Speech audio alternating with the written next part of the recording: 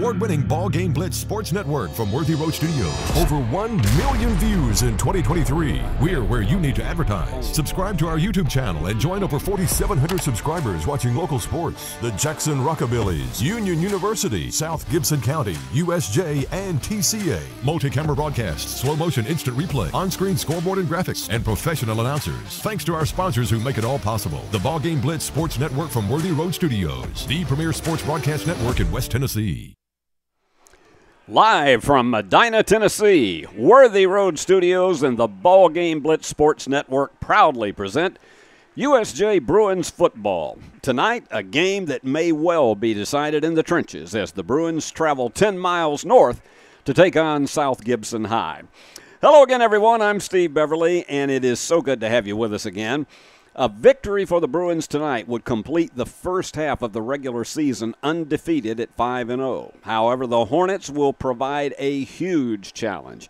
After a close loss in their season opener, South Gibson has rolled to 3 consecutive victories, and the Hornets are determined to protect their home field tonight.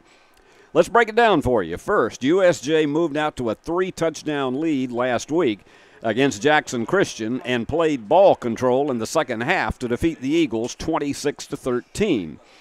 And once again, it was a huge night for Noah Spencer. He carried the ball 28 times for 294 yards. Now, if you were with us, you know that he actually had 300, but took a knee for a 6-yard loss on the game's final play. But that was his all-time career high of 294 yards. And I'm going to tell you a few things about that in just a moment. Noah scored all 4 touchdowns for the Bruins, and that gives him an amazing 17 for the first 4 games. And he is a candidate to go over 1,000 yards rushing tonight. His 950 yards. They're in the top 10 in America in high school football. How about that, folks? Our own Noah Spencer, he is in the top 10 of the entire United States in high school football in rushing after 4 games. And he is second in the state only to Jaden Milton of West Carroll. Now, quarterback Corbin Howard added 79 yards in total offense last week using Spencer and Mills Terry as his receivers. The Bruins rolled up 338 yards on the ground and 17 first downs. On defense, Mills kept the pressure on quarterback Austin Kelly, as well as a swarming set of tacklers with Noah Britt, Bradley Stamper, Alex Wallace, Miles Horton, Jack Kreider, Barrett Shelton, and Wallace Driver leading the way. There were many more as well, and I'm sure we're going to see that again tonight. Now, on the other side, the Hornets took the measure of Christian County, Kentucky last Friday night, 29-18. Their offensive attack was led by Jaden Reed, who powered his way to 136 yards on 19 carries. The Hornets had 287 yards of total offense. And the Hornets also proved resilient, coming from down 18-15 at halftime to score 2 second-half touchdowns and hold the Colonels scoreless. Their defensive attack was led by 6'5", 260-pound defensive end Yahya Gad, who is expected to sign with Mississippi State. And last week, Nathan Wallace recovered a fumble in the end zone for a touchdown that really turned the tide of the game. Tashawn Jeter also scored on a 5-yard run. And last week, the Hornets were without 6'4", 230-pound linebacker Gabe Lovern, who was nursing a knee injury. And we are going to pause for a moment because here is our national anthem.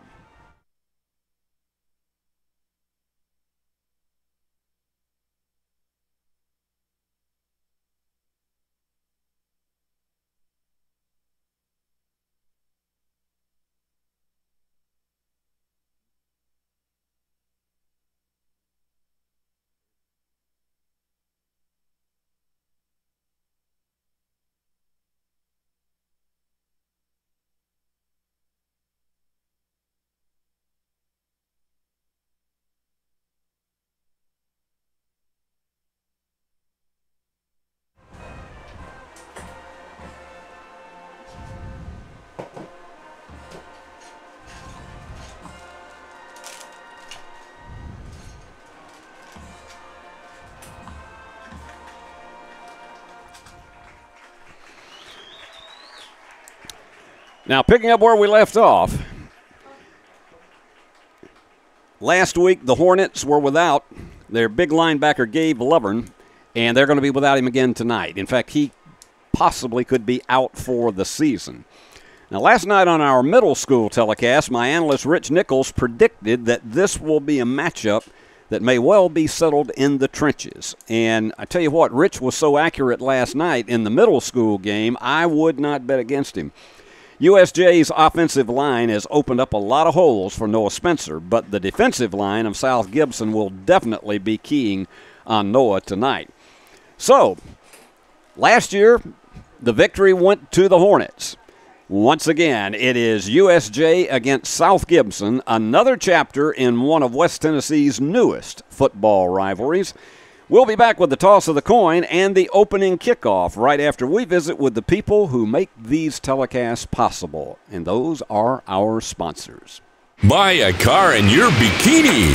Buy a truck in your jammies. Buy an SUV in your, well, no matter what you're wearing or not. Shop JonesChevroletHumboldt.com with the area's largest used car inventory. No matter where you are, you can shop 24/7 at HumboldtDodgeChryslerJeep.com with the area's largest used car inventory.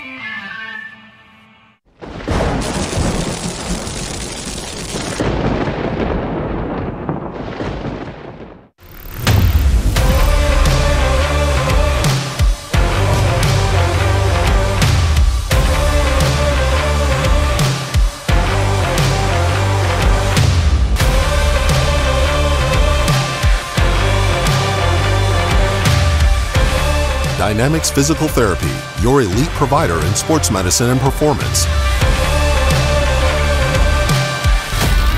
Now serving communities throughout West Tennessee.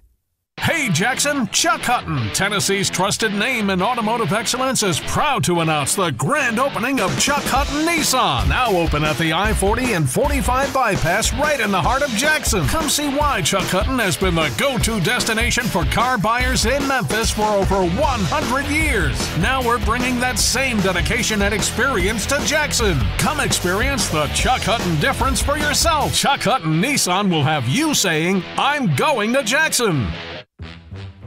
Beauty House Social, Jackson's premier blowout bar and full-service salon and med spa. From lashes and facials to cosmetic injections and lasers, we have it all.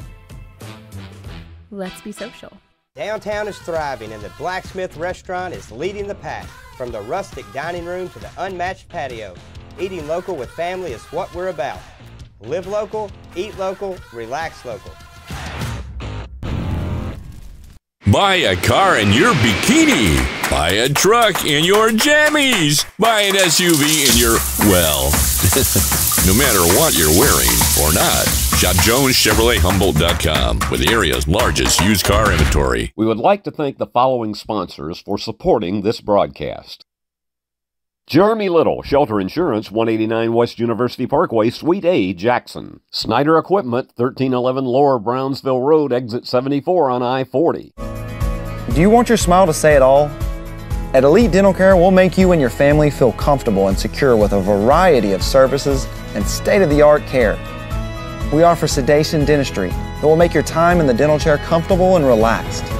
Come by and see our newly renovated and expanded office in Jackson, or one of our other convenient locations in Trenton or Dyersburg.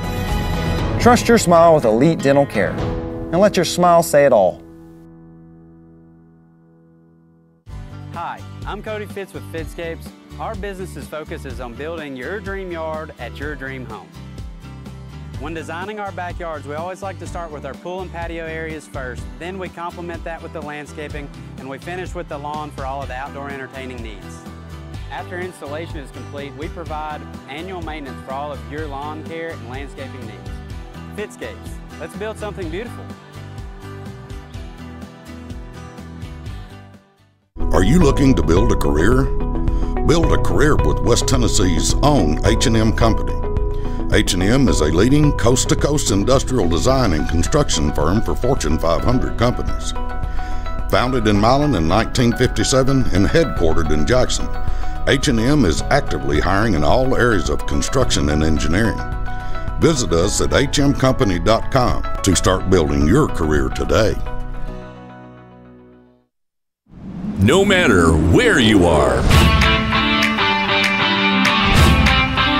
you can shop 24/7 at Humboldt Dodge Chrysler Jeep.com with the area's largest used car inventory. Buy a car in your bikini.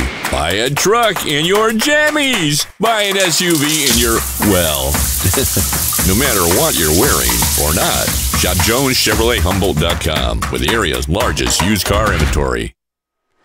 Back live at Medina, Tennessee, and South Gibson and USJ getting ready to kick it off. And the officials have moved to the center of the field, and momentarily the captains will be coming forward, and you are going to be able to see face first the guys from the Bruin faithful tonight as they come forward. And this is one of those, again, that, and let's take a look at them right now. You've got Ben Melton, who is a senior, as well as Mills Terry, Alex Wallace, and on the far left, you have Blaine Lafferty. And these guys, of course, they have played their hearts out in the first 4 games of this season. Over on the other side, we have 4 captains as well. Big Jack Smith, the 6'2", 305-pounder. And the guy wearing number 4, Jaden Reed, strong running back. And on crutches, unfortunately,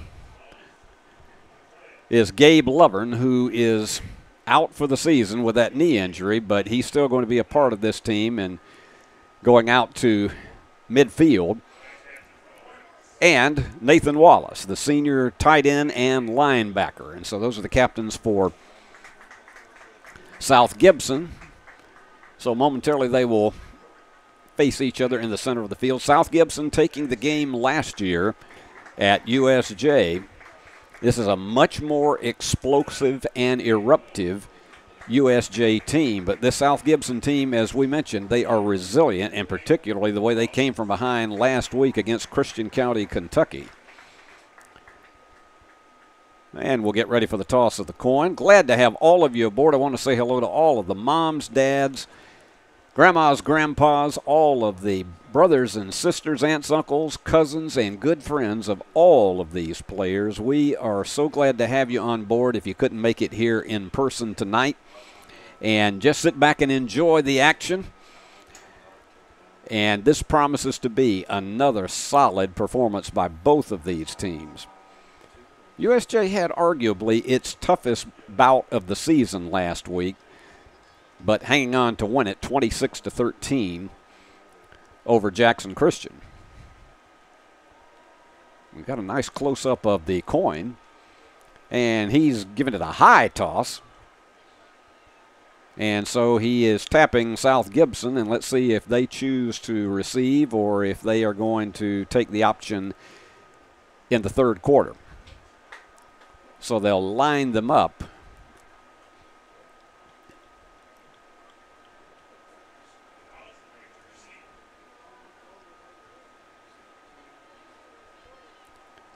And they shake hands, and we are about set to go.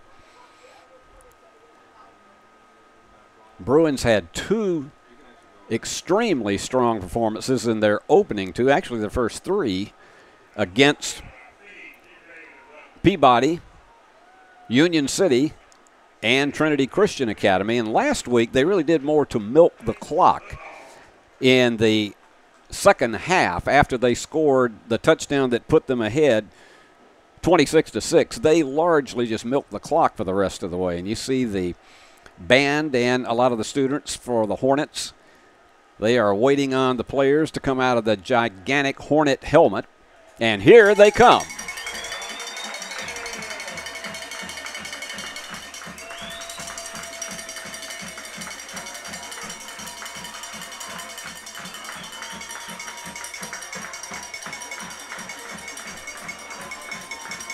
And here come the Bruins.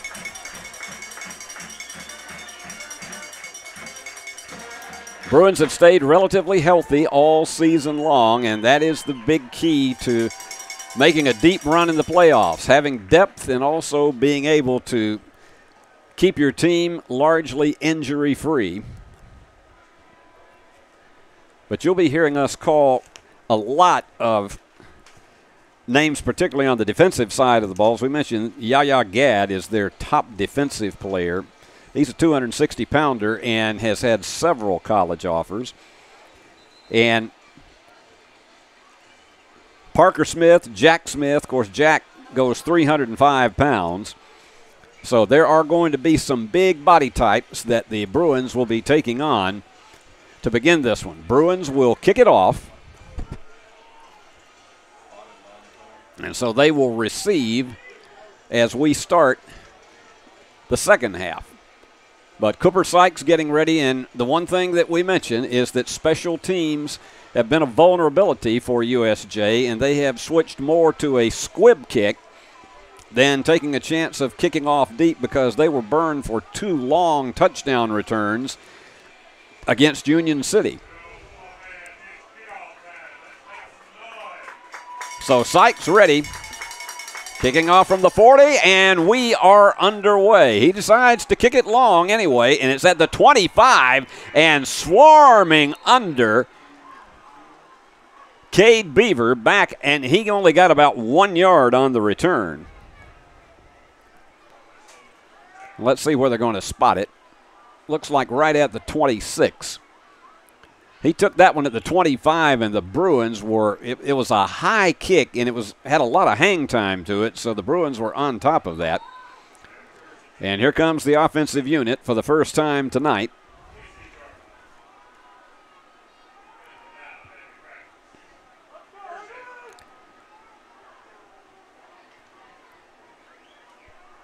And this time, don't really see any wide receivers, and they're going to hand it off, and that was a big burst up the middle and a big run for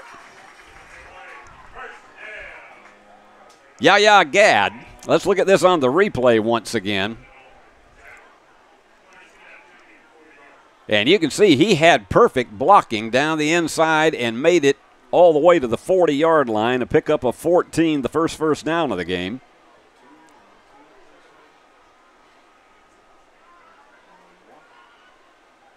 And the snap, and he's going to call his own number. And Gadd, they do from time to time, they'll do the Wildcat where he takes a direct snap, and he picks up 3 on the play. Already 17 yards that he's picked up in the first 2 carries.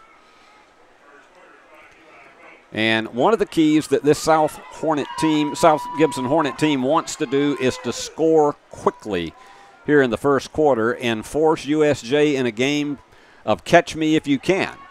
And he's going to take it once again, and he was almost beyond the secondary. I think they're going to spot this at the 46. And that is a gain of 12 yards, and he is just piling it on. So far, the Bruin defensive line has not had an answer for Yaya Gadd.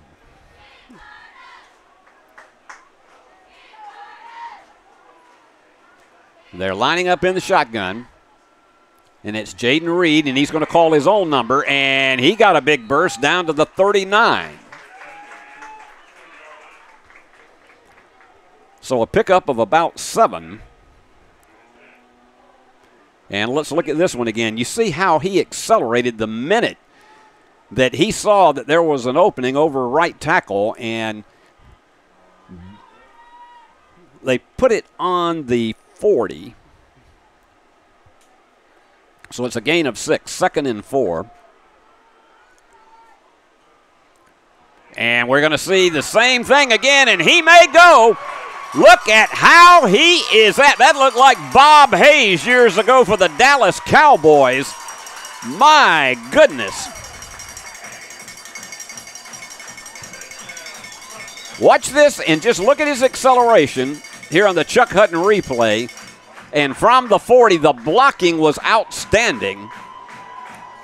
And nobody could catch him. 40-yard touchdown run for Jaden Reed. And they did it all in 5 plays. The extra point is good.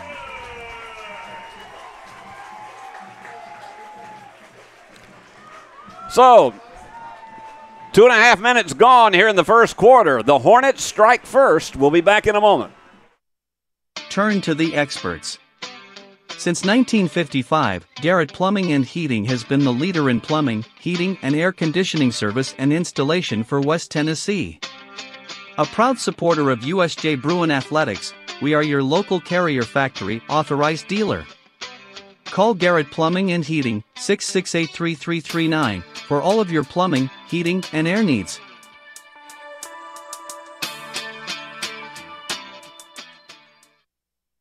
At the Willows, we believe that your loved one should feel at home. Our boutique assisted living community provides top-tier, personalized care in a comfortable and welcoming setting. With the support of trusted physicians, nurses, and staff, we ensure every resident feels cherished. Learn more at willowsofjackson.com or call 731-207-0686. That's 731-207-0686. The Willows, because family matters.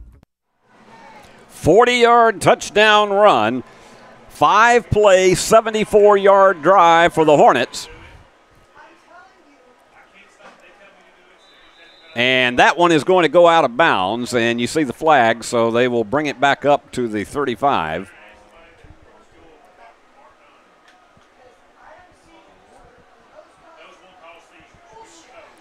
So USJ was hit with a buzzsaw as they begin the contest. So they spot it on the 35.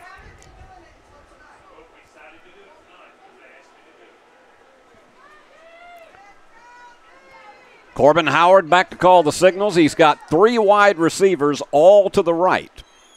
And Noah Spencer in motion, and it is Howard who's going to call his own number, and he picks up 4 down to the 39. That was a play in which somewhat of a decoy by Noah Spencer, and I think that fooled some of the defenders. 2nd down and 6 at the 39. Now this time we've got 2 wide receivers split out to the left. And you got a shift. This time it is Spencer. And he's looking for his blockers, and they spill him almost for no gain. They may give him to the 40. And you got to figure that they are really going to key on him tonight. And Noah looked like he had some blockers, but trying to spin around, he ended up only with a 1-yard pickup. And let's see, we have an injured Hornet down. I cannot spot his number from here. Let's take a quick 30-second break, and we'll be right back. Great American Sports makes sports an addiction. Located at 125B Old Hickory Boulevard, East in Jackson, we specialize in teen sports for youth leagues, schools, and churches. We can embroider and screen print team uniforms. We also have sports equipment, Under Armour, and Adidas clothing, and anything else you need for your teen sports. You can email or call us for all your team sports needs. Great American Sports. Make sports an addiction. Tyshawn Jeter was the injured Hornet, but he got up under his own power. And this time on 3rd down and 5 at the 40, the Bruins have 2 men split out right. They're in the spread. And Noah Spencer in the backfield, and you got a man in motion. And Corbin flips it for the first down and pick up to about the 49. And let's see who got that, because his number was really blocked for us right there. And it looks as though, now watch him, he knows he's got to get rid of the ball quick, and found his open receiver in between the defenders. And that was Alex Wallace.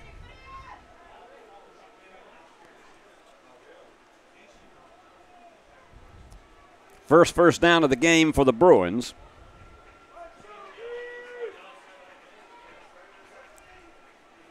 They're at midfield. And they have done, and Howard calls his own number again, and he's going to get to about the 48 for a pickup of 2.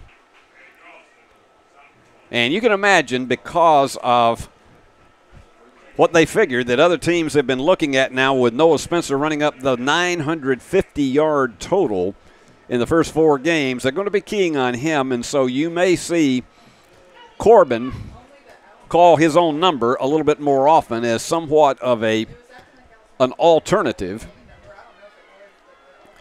You got 4 wide receivers, 2 split out on each side. And once again, Noah in the backfield. 3rd down and 8. And he's going to whip this one out to Noah in, and he's going to get first down yardage. That's the versatility that he brings, because he has the ability out of the backfield as a receiver. And let's look at it on the Chuck Hutton replay. And fires it out in the corner. It's going to be a 12-yard pickup. Look at that stutter step that fooled one of the tacklers. And then he crashes down to the 38, 12-yard gain, and that's the second first down for the Bruins. This is a steady march that they've had that started at the 35. Same play.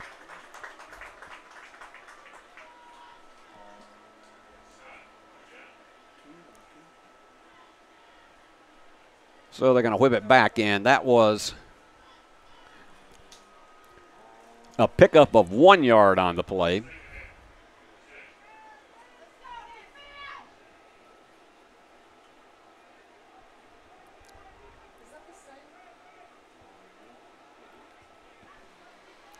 So they've made it to the 37, 2nd down and 9.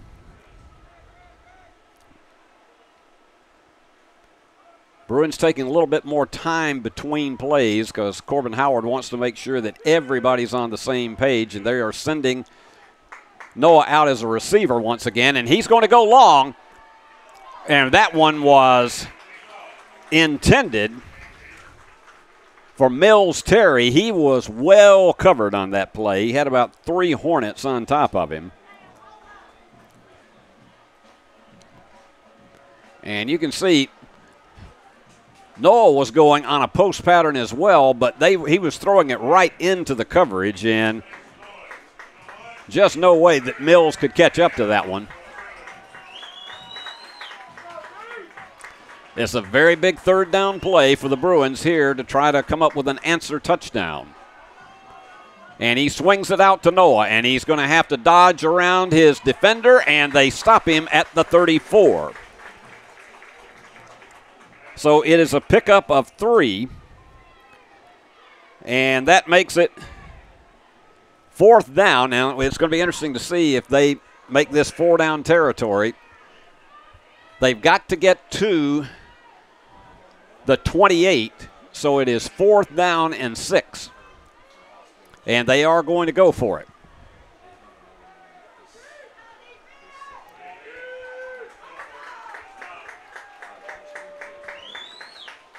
And he's going back to pass. Quick release. And dropping it. Oh, my goodness. It was in the hands of Wallace Driver. It would have been for first down yardage, but he could not hang on. So the Bruins give it up on downs. That's one of those I know Wallace wishes he had back, because he was there just across the 28, and he would have had first down yardage. But Hornets take over on downs. And they have good field position at their own 34.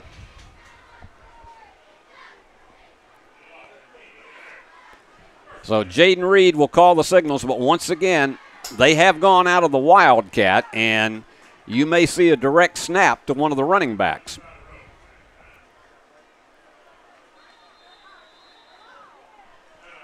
And we've got timeout called. So we'll take a break. Hornets on top of the Bruins, 7-0. Hey Jackson, Chuck Hutton, Tennessee's trusted name in automotive excellence, is proud to announce the grand opening of Chuck Hutton Nissan, now open at the I-40 and 45 bypass right in the heart of Jackson. Come see why Chuck Hutton has been the go-to destination for car buyers in Memphis for over 100 years. Now we're bringing that same dedication and experience to Jackson. Come experience the Chuck Hutton difference for yourself. Chuck Hutton Nissan will have you saying, "I'm going to Jackson." King Jewelers is not your typical run-of-the-mill jewelry store. Grover is a certified jeweler with 35 years experience. This isn't just a jewelry store. It's an iconic symbol of love. How far would you go for love? King Jewelers, 16B Conrad Drive, Jackson. South Gibson takes over at its own 34.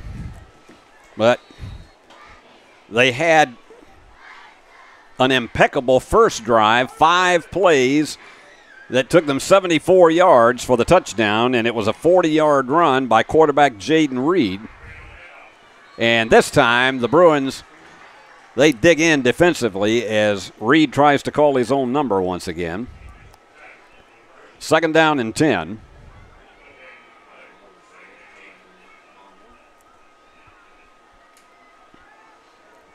This is a humid evening, but it doesn't have the heat that we had back in some of those late August, early September contests. And thank goodness we don't have the rain that we had last Friday night. That it was a miserable night to be at a football stadium, but I salute a lot of those Bruin faithful for being there and bouncing off the tacklers and getting the first down to the 48-yard line. It is Reed, and so far tonight, he has been the star of the show. And they have kept it strictly on the ground.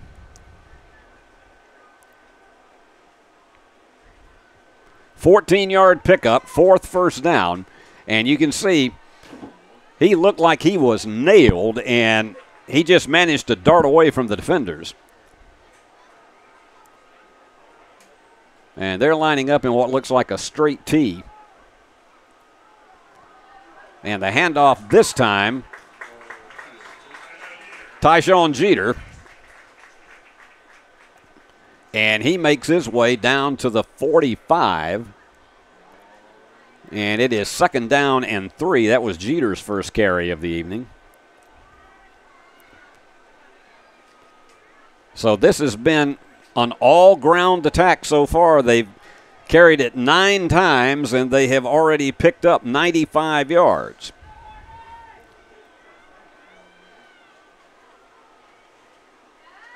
And the handoff goes once again, first down yardage to the 34. That's Tyshawn Jeter once again. And first down at the Bruin 34. And they're going to spot it on the 35.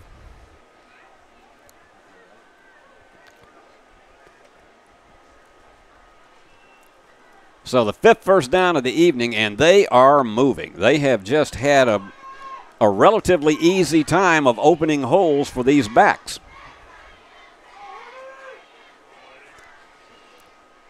And the handoff goes once again right up the middle, and that time the Bruins stacked him up a lot better. That was, again, Jaden Reed, the junior. He's a 5'7", 183-pounder, and they just have a big mix of backs that they can put together.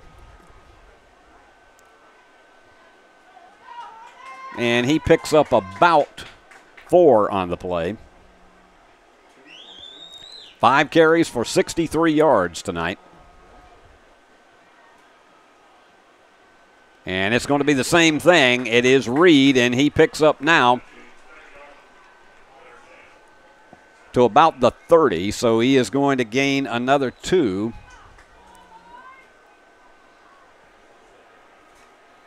And you got to believe this is 4-down territory for them. There's not going to be any kind of...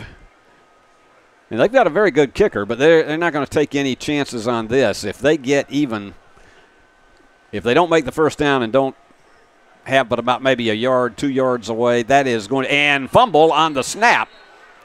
And let's see what the call is on this. And it goes back to the 35.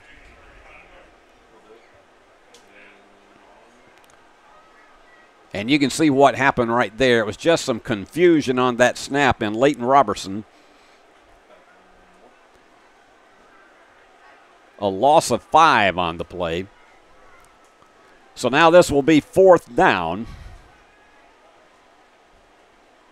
And this is a big one. They're going to split 3 wide receivers, 2 right, actually 3 wide, 4 wide receivers, 3 right, 1 left. And Robertson calls for the snap. And they are chasing him down, and they have him. Sack leading the charge. Barrett Shelton on the sack. A loss of 1 on the play.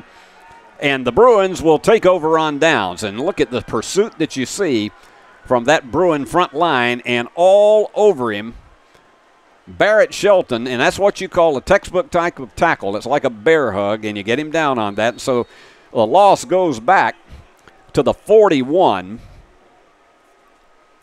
So the Bruins will have good field position here with 2:18 to go in the first quarter. They have only run Noah Spencer 3 times tonight.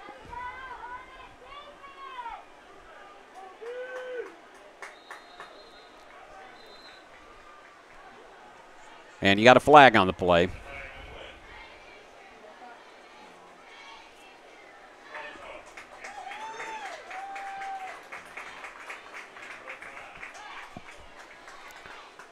So back them up 5, and they'll be back on the 36.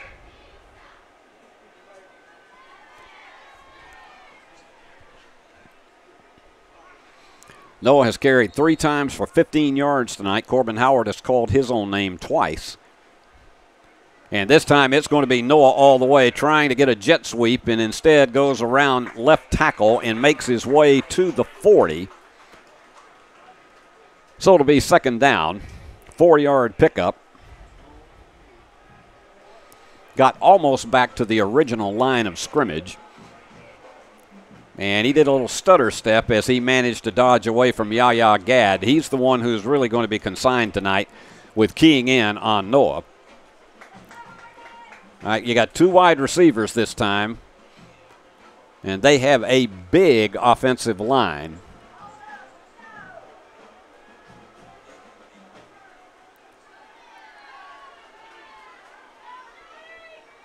Hand off again to Noah. And he tries to drive those legs forward. He gets about 2 to the 42.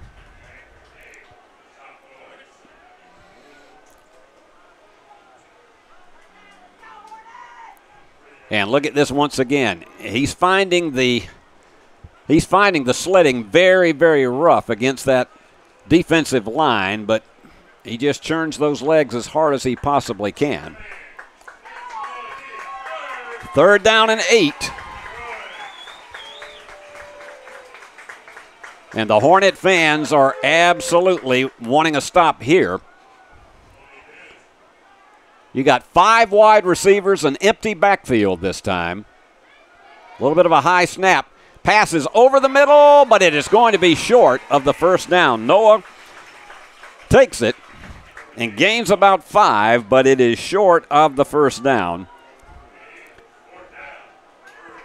So it is 4th down, and you can see they were going over the middle to him, but coming in very quickly on the stop was Jaden Reed.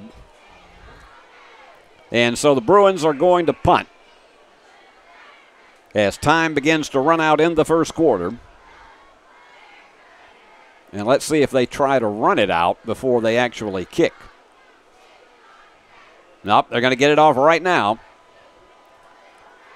High, lazy kick, and it is going to go out of bounds. Let's see where the official says, at the 20. And there is a flag on the play, so before we take a break, let's see what's going on here. It was a 33-yard punt, and the penalty is against South Gibson. So that may give the Bruins the first down. Well, let's go ahead and take time out. We have finished the first quarter, and it is South Gibson 7, USJ nothing. Why rent an apartment when you can lease a home? The Summit in Jackson offers 2- and 3-bedroom single-family homes with lots of amenities. Enjoy the comfort and space in a gated community with smart technology, ADS security, and no maintenance. Short and long-term leases are available, so visit our website or call to schedule your tour today at the Summit in Jackson. No matter where you are, you can shop 24/7 at HumboldtDodgeChryslerJeep.com with the area's largest used car inventory. Downtown is thriving, and the Blacksmith Restaurant is leading the pack. From the rustic dining room to the unmatched patio, eating local with family is what we're about. Live local, eat local, relax local. Steve Beverly back with you from Medina, Tennessee. And apparently was not enough for a first down, and so they declined the penalty, and so the Hornets with it at the 20. And flag call, that's looking like in the vicinity of holding. So we'll await what the officials' call is that. They started on the 20. 33-yard punt for the Bruins. The penalty would not have given the Bruins a first down, so they decided to take the field position. So that is the second penalty of the night for 20 yards for South Gibson. They're back to the 10. Actually, it's a 10-yard penalty, so make it 25 yards in penalties. They scored in the first period on a 40-yard run by Jaden Reed, and he picked them up and laid them down. And the snap goes, and it's a misdirection, a bit of a counter play to Jaden Reed. And let's see what the pickup is on this one. Second down and about 7. He got out to about the 13. Actually, only to about the 11, so we'll only give him 1 yard on that. Second down and 9.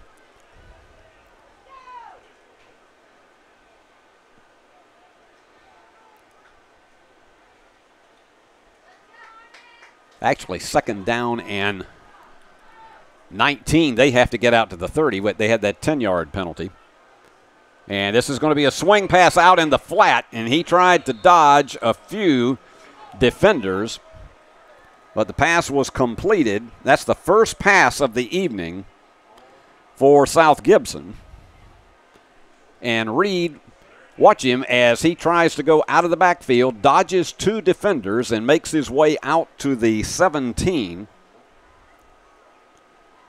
So this is going to be third down and 13 from the 17. They have to get to the 30 for the first down. Everything had been on the ground for South Gibson until that point. And he is sending in the opposite direction Jalen Reed, but this time he gets the pass over the middle. He's going to be short of the first down. Jumping high for it was Matthew Austin, the junior.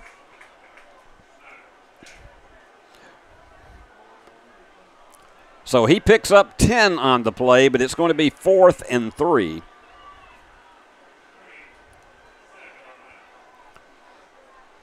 They're at the 27.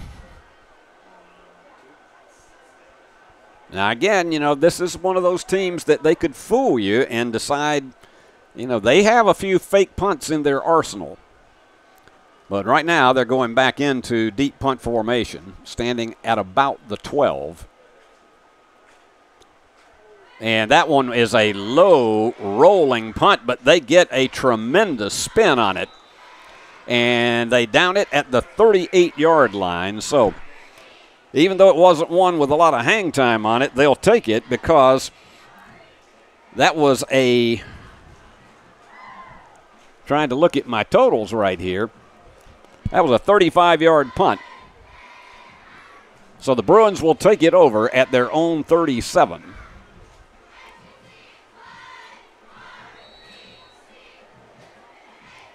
So far in the game tonight, the Bruins with 54 yards in total offense. They've balanced the rushing and passing a lot more than in previous games, 27 yards each. And they got 3 wide receivers and Noah in the backfield, and he is going to fake it and call his own number once again. And he is swarmed under at the 42. So that will be a pickup of about 5, and you can look at that once again. They are hoping that the defense is going to be all over Noah, and so Corbin, who has had some long runs during the course of this season, was able to get around the right-hand side of the line and pick up 5. So it's 2nd down and 5. And the spread once again this time, 1 man in motion, and that happens to be Noah Spencer. And Corbin's going to call his own number again. Oh, my goodness. And he fumbled.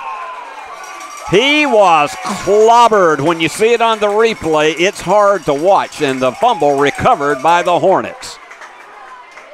And he would have been right at 1st down yardage. But look at this hit. Oh, my goodness. That was Tyshawn Jeter, and he absolutely leveled. And he took a huge hit, and he is down. And that's one of those things you just don't want to see. And getting up, Corbin under his own power, but he took a rather nasty hit there, and you can see Derek Pritchard is arguing the possibility of targeting on that play, and he is not happy with it. Of course, they don't look at replays on any of these things, and he is going to be called for an unsportsmanlike penalty, and they're going to try to get Derek back off the field.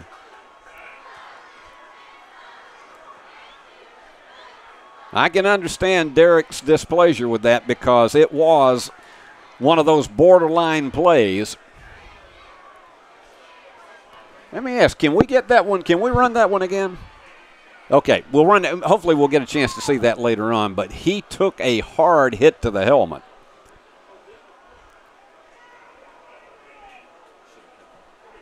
And the Hornets are going to have outstanding field position.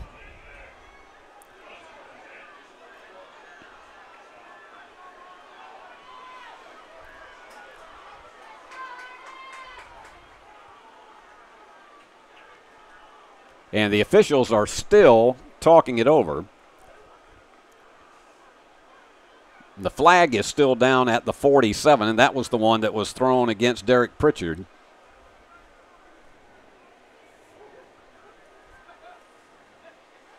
Unsportsmanlike conduct against USJ.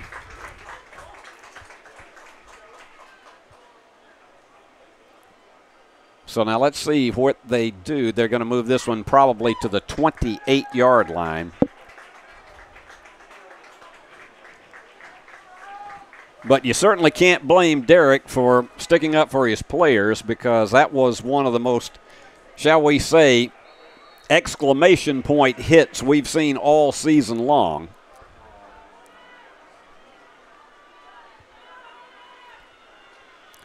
And the handoff goes again, and spilling him. Once again, that was Reed, and he was spilled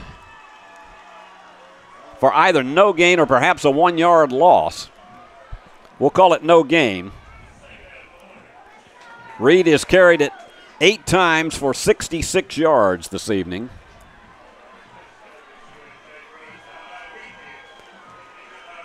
They have to get to the 19, so give him 1 yard on that play. They have to get to the 19 for a first down. So you got to know this is 4-down territory for South Gibson. They got 3 wide receivers, and you got Reed in the backfield, and he's going to take it. And short gain once again as he picks up down to the 27-yard line, and it looks like a flag on the play, holding. And let's see if we can spot where it was. Yeah, it looks like it may have been on Wyatt Oliver, the senior. And anyway, they're going to bring it back for 10 yards. So they have marched in reverse back to the 39. And that is the 3rd penalty of the evening for South Gibson for 35 yards.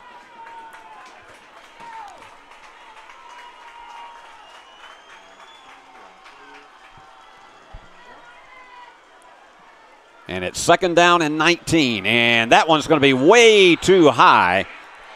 He tried to split it out on the right-hand side to Matthew Austin, and that was way over his head. So far, the Hornets 2 out of 3 for 16 yards, and he was there, and it was just mistiming the pass. That was it.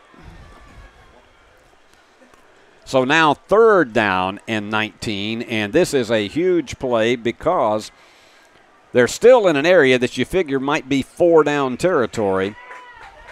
If they get anywhere near, say, 4 to 5 yards, if they get this thing close down to the 30, you got to figure they'll probably go for it on 4th down.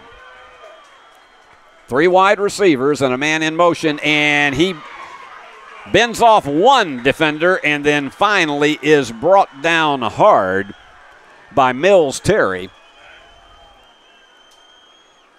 So they spot it at the 34. It is a pickup of 4 for Robertson. And now we wait to see what kind of decision they make, whether to punt, and it looks like they're going to try to go for it. It is 4th and 15.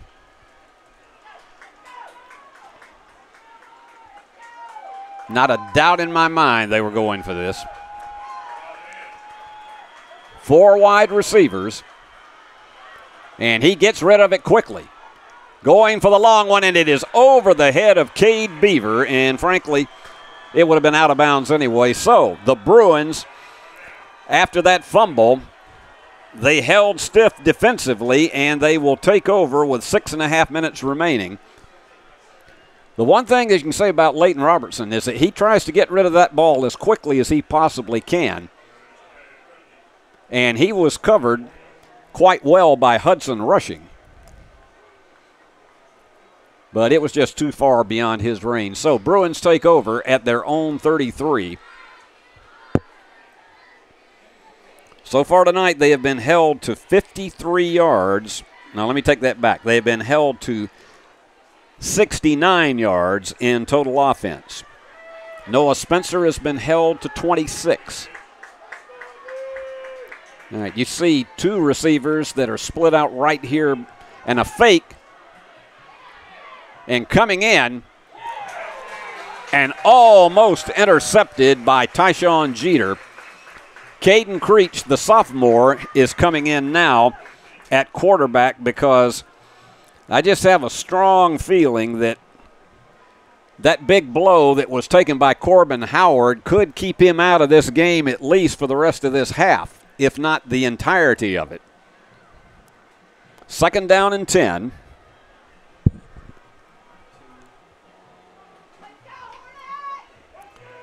Creech calling the signals.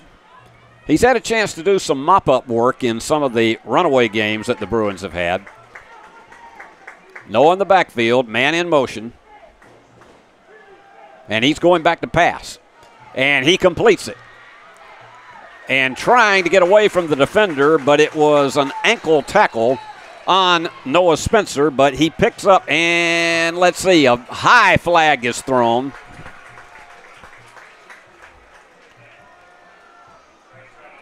Noah picked up 6 yards on the play. He's already caught 5 passes this evening. Let's see what the call is. Personal foul against South Gibson, and you can hear the editorial comment from the Hornet fans that are right down below us. So here they go, marking off 15 yards and the automatic first down. They've been penalized 4 times for 50 yards tonight.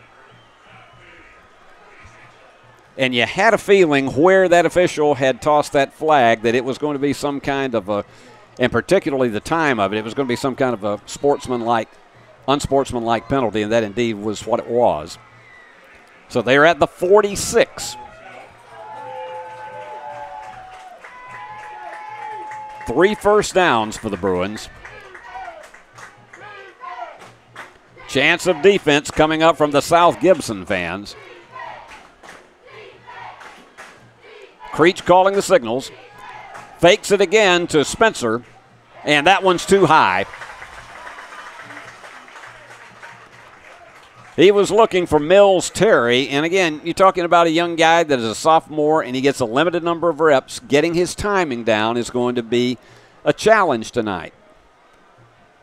And Mills was there, but it was just too high. Bruins tonight passing more than they have all season long. They're 6 for 10 for 23 yards. And we had a flag on the play, so it's going to come back to the 49 of the Bruins. So they have traded penalties.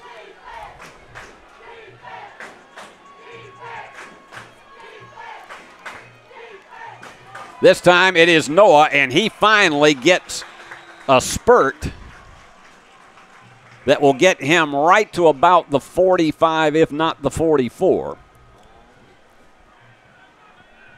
And you can see this is one of the few times tonight that he has been able to get a big spurt up the middle. It's 2nd down and 11 from the 45. Noah tonight has been held to 32 yards and 7 carries. Creech looking back for the signals. Noah's in the backfield, and they have 4 wide receivers. And they are chasing him quickly. He's going to have to get rid of this one. Noah, did he stay in bounds? No. It would have been a Herculean effort if he had.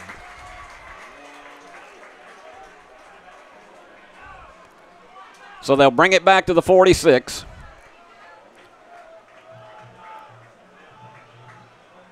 And Noah, I don't think, would have been the intended original receiver, and then he takes off and gets beyond the 2 defenders, but he was out of bounds. 3rd down and 11. They must get to the 35 for a first down. And he goes over the middle, and it's intercepted. On the carom, it is Cade Beaver, and he returns it 3 yards, intercepted at the 35. And we got a flag on the play, so check it. And there's the snap. And it was right off of the hands of the intended receiver, Mills Terry, and intercepted. And the penalty against USJ is no, it's not declined. They're going to take it. It was after the interception. So the 15-yard penalty starts the drive, second turnover of the night for the Bruins. So they will start at the Bruin 47 with just a shade more than 5 minutes remaining in this first half.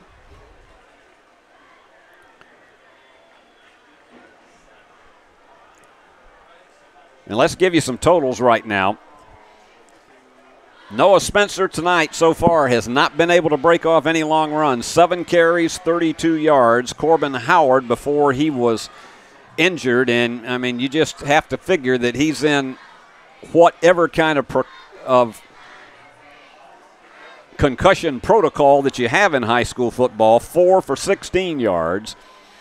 Corbin was 5 of 7 passing for 27, and since he came in, Caden Creech has been 1 for 4 with the interception for 6 yards. The Bruins have been held tonight to 81 yards total offense. And for South Gibson, it has been 123 yards.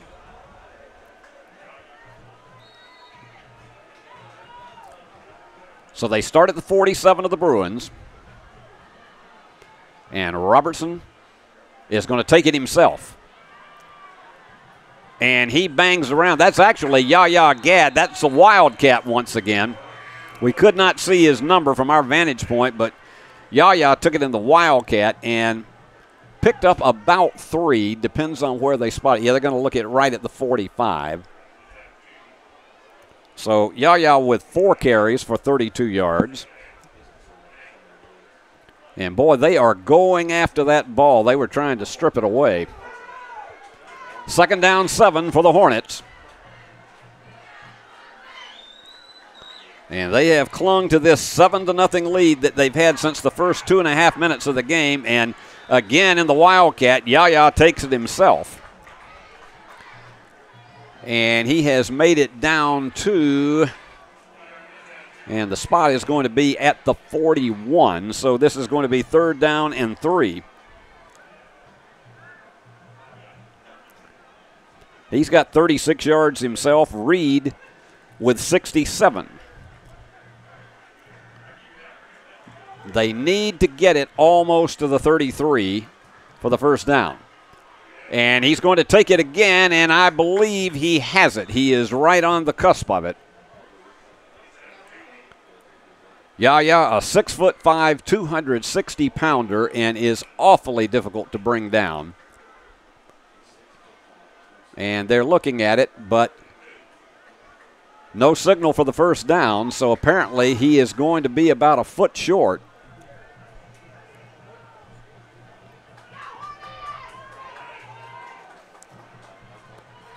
This is a big play for that defensive line of the Bruins. Well, 4 straight plays, and there's your first down. They just called it the same way 4 times in a row, and short yardage each time, but the Bruins have managed to hold them to 2 and 3 yards a carry, but that was a 2-yard pickup for the first down.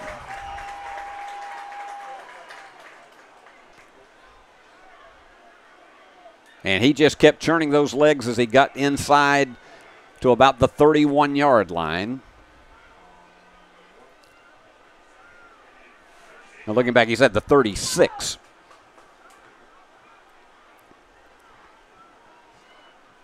And this time they've got 3 wide receivers. And Robertson back in conventional shotgun. Man in motion. And Robertson's going to take it himself, and he was almost slowed up by his own man. He only picked up to the 32, a gain of about 1. And you can see the Bruins were trying to strip that ball away. And he just had nowhere to go. Robertson is capable of breaking off some long runs. But they're back on the 37, so it'll be second down, and they have to make it to the 28. So it's 2nd down and 9. Man in motion left. Instead, it was a counter play and the misdirection and a big 12-yard pickup for Jaden Reed. And he has been the rushing star tonight. That is the 8th first down for South Gibson. So they've pushed their way down to the 26. And in on the stop for the Bruins, both Miles Horton and Drew English. And we're getting down into the final minute of this first half. And it looked as though Tyshawn Jeter was going to break that one, and he managed to get another first down out of it. And they are in red zone territory.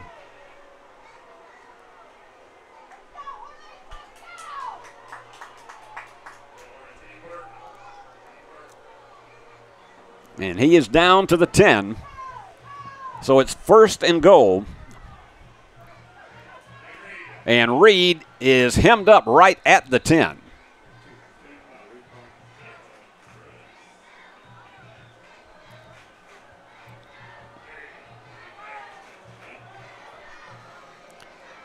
So the clock is continuing to tick, and they're taking all the time possible to keep USJ from getting the ball back.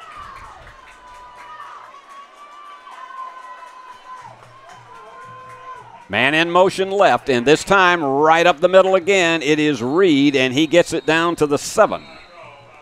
Timeout called by the Hornets with 30.7 seconds remaining, and let's take a break. We'll be right back. Hi, I'm Cody Fitz with Fitzscapes. Our business's focus is on building your dream yard at your dream home. Yeah. When designing our backyards, we always like to start with our pool and patio areas first. Yeah. Then we complement that with the landscaping, and we finish with the lawn for all Let's of see the outdoor here. entertaining needs. Where is he at? After installation is complete, we provide annual maintenance for all of your lawn care and landscaping needs. Fitzscapes, let's build something beautiful.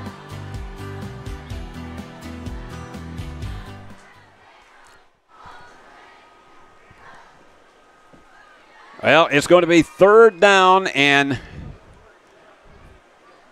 I'm trying to look at where we are at here at our angle. It is 3rd down and goal. So he is at the 8.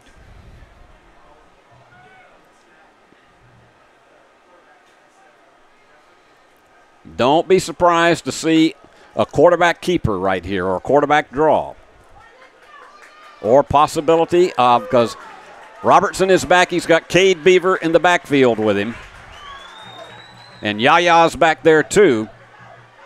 And he gets down to the 4. They may say his knee was down on the 5.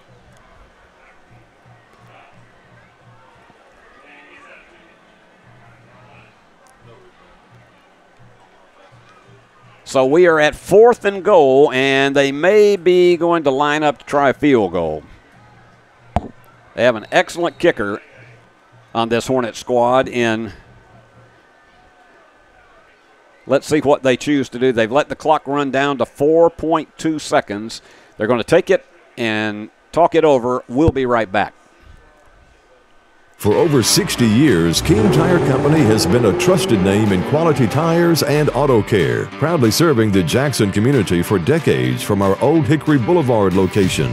With tires, alignments, oil changes, AC repairs, brakes, belts, hoses, radiator repair, and more. King Tire Company delivers the expertise and reliability you can depend on. Visit King Tire Company on Old Hickory Boulevard in Jackson today, where decades of experience meet top-notch service. Beauty House Social, Jackson's premier blowout bar and full-service salon and med spa. From lashes and facials to cosmetic injections and lasers, we have it all. Let's be social. And it's 4th down now. They are going to line up for a field goal. It's going to be like an extra point, a 22-yard kick. And they're on the right hash. And it's good. And that is going to end the half.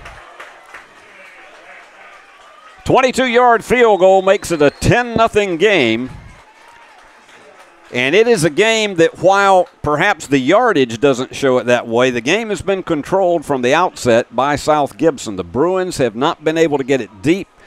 They have not been able to break Noah Spencer away for a long run, and they could well have lost their quarterback, Corbin Howard, for the remainder of this game. We'll just have to see, because he took a huge blow at the midpoint of the second quarter, and that led to a fumble, but it did not lead to a score at that point. Well, we're going to take some time up to tally up the statistics. We'll bring them to you after this timeout. Downtown is thriving, and the Blacksmith Restaurant is leading the pack.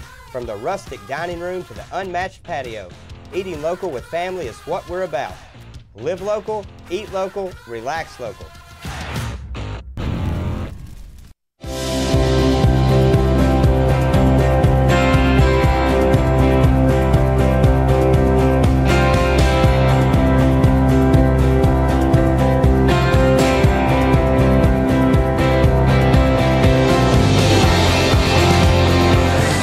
At Dynamics Physical Therapy, we help our clients get back to doing what they love. Dynamics is now serving communities throughout West Tennessee.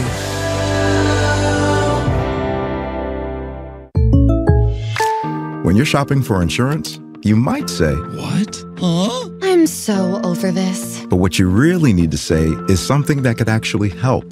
Like a good neighbor, State Farm is there.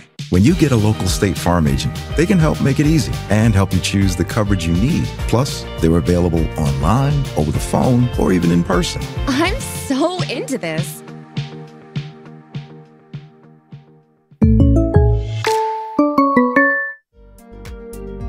King Jewelers is not your typical run-of-the-mill jewelry store. Grover is a certified jeweler with 35 years experience. This isn't just a jewelry store. It's an iconic symbol of love. How far would you go for love? King Jewelers, 16B Conrad Drive, Jackson. Beauty House Social. Jackson's premier blowout bar and full-service salon and med spa. From lashes and facials to cosmetic injections and lasers, we have it all. Let's be social. Buy a car in your bikini. Buy a truck in your jammies. Buy an SUV in your, well, no matter what you're wearing or not. Shop JonesChevroletHumboldt.com with the area's largest used car inventory. Has your home comfort gone to the dogs?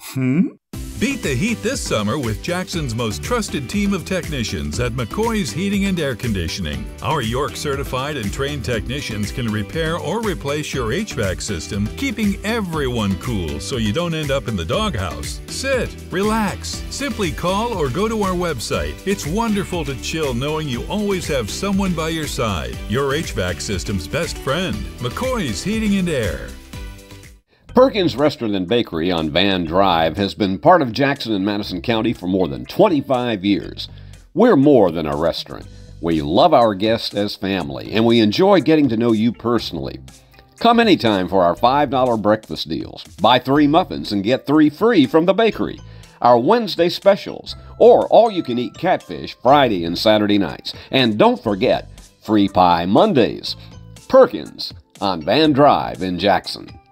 For over 60 years, King Tire Company has been your trusted source for quality tires and auto care. Since 1959, our family-owned business, now managed by our 3rd generation, has proudly served the community with 3 locations: East End Drive in Humboldt, Old Hickory Boulevard in Jackson, and Airways Boulevard in Jackson. From tires and alignments to oil changes, general repair, brakes, belts, hoses, radiators, and more, King Tire Company has the expertise and service you can count on. King Tire Company, keeping you on the road since 1959.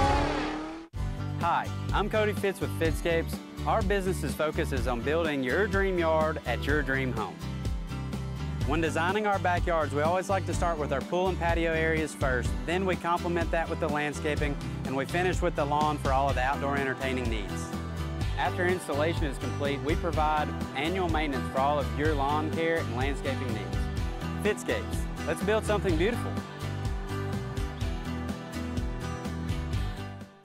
At the Willows, we believe that your loved one should feel at home. Our boutique assisted living community provides top-tier, personalized care in a comfortable and welcoming setting. With the support of trusted physicians, nurses, and staff, we ensure every resident feels cherished. Learn more at willowsofjackson.com or call 731-207-0686. That's 731-207-0686. The Willows, because family matters.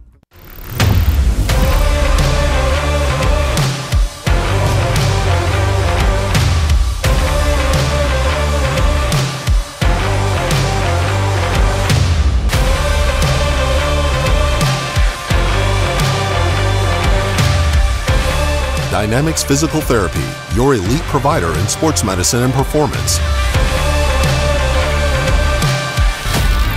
Now serving communities throughout West Tennessee. Let me tell you about the American dream. In 1974, I had $425 to my name.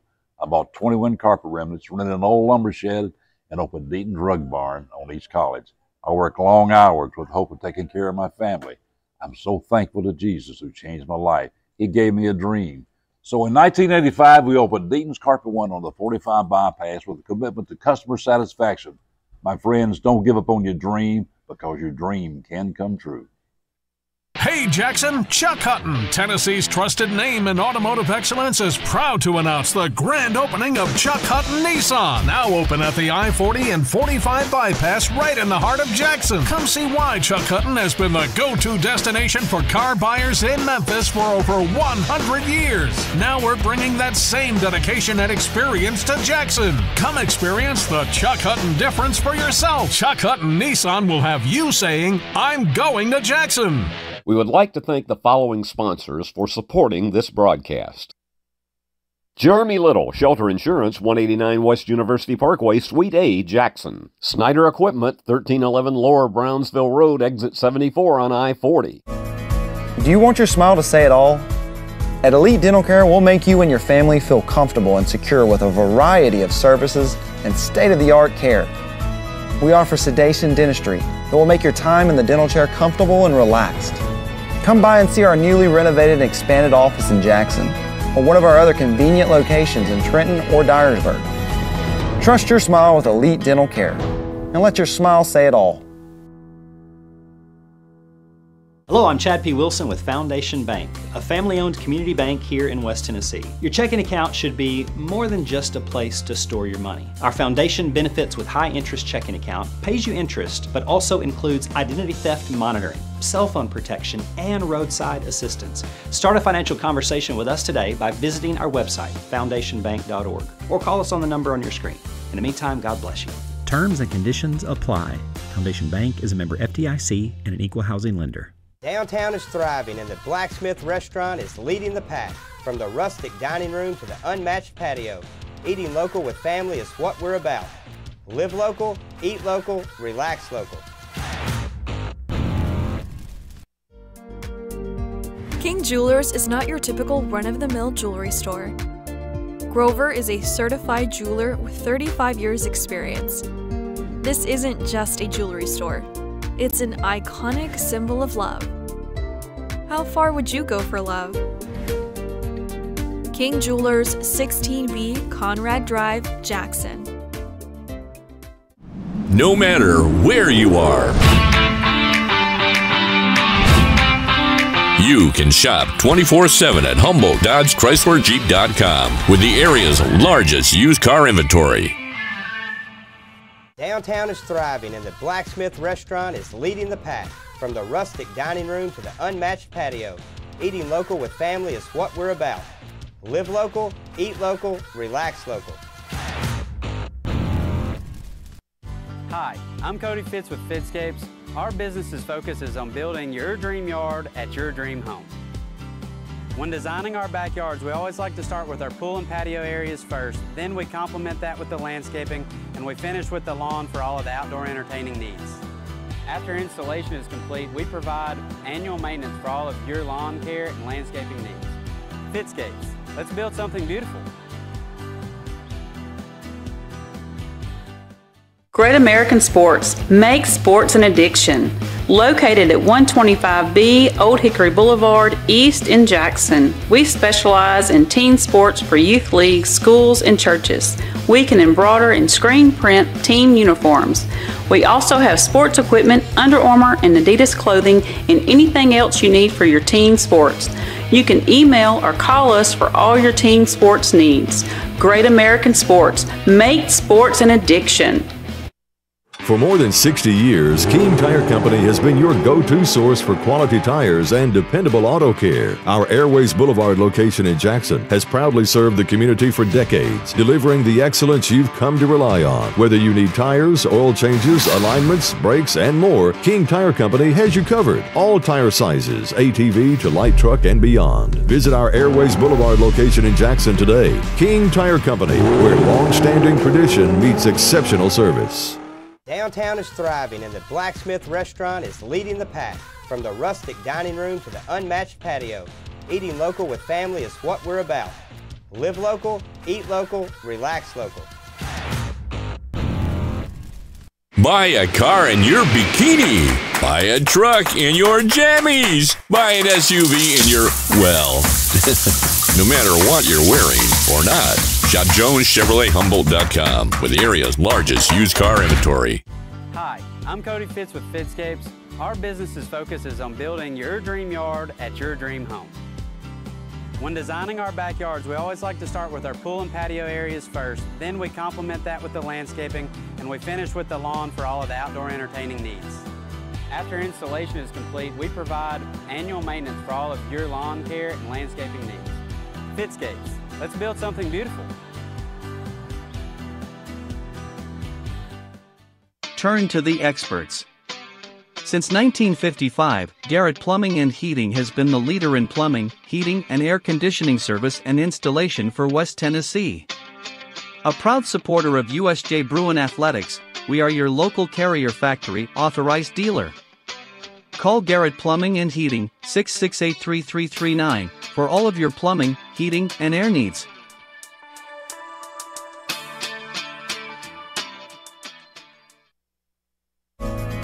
Do you want your smile to say it all? At Elite Dental Care, we'll make you and your family feel comfortable and secure with a variety of services and state-of-the-art care. We offer sedation dentistry that will make your time in the dental chair comfortable and relaxed. Come by and see our newly renovated and expanded office in Jackson or one of our other convenient locations in Trenton or Dyersburg. Trust your smile with Elite Dental Care and let your smile say it all. At the Willows, we believe that your loved one should feel at home. Our boutique assisted living community provides top-tier, personalized care in a comfortable and welcoming setting. With the support of trusted physicians, nurses, and staff, we ensure every resident feels cherished. Learn more at willowsofjackson.com or call 731-207-0686. That's 731-207-0686. The Willows, because family matters. When you're shopping for insurance, you might say, "What? Huh? I'm so over this." But what you really need to say is something that could actually help. Like a good neighbor, State Farm is there. When you get a local State Farm agent, they can help make it easy and help you choose the coverage you need. Plus, they're available online, over the phone, or even in person. I'm so into this.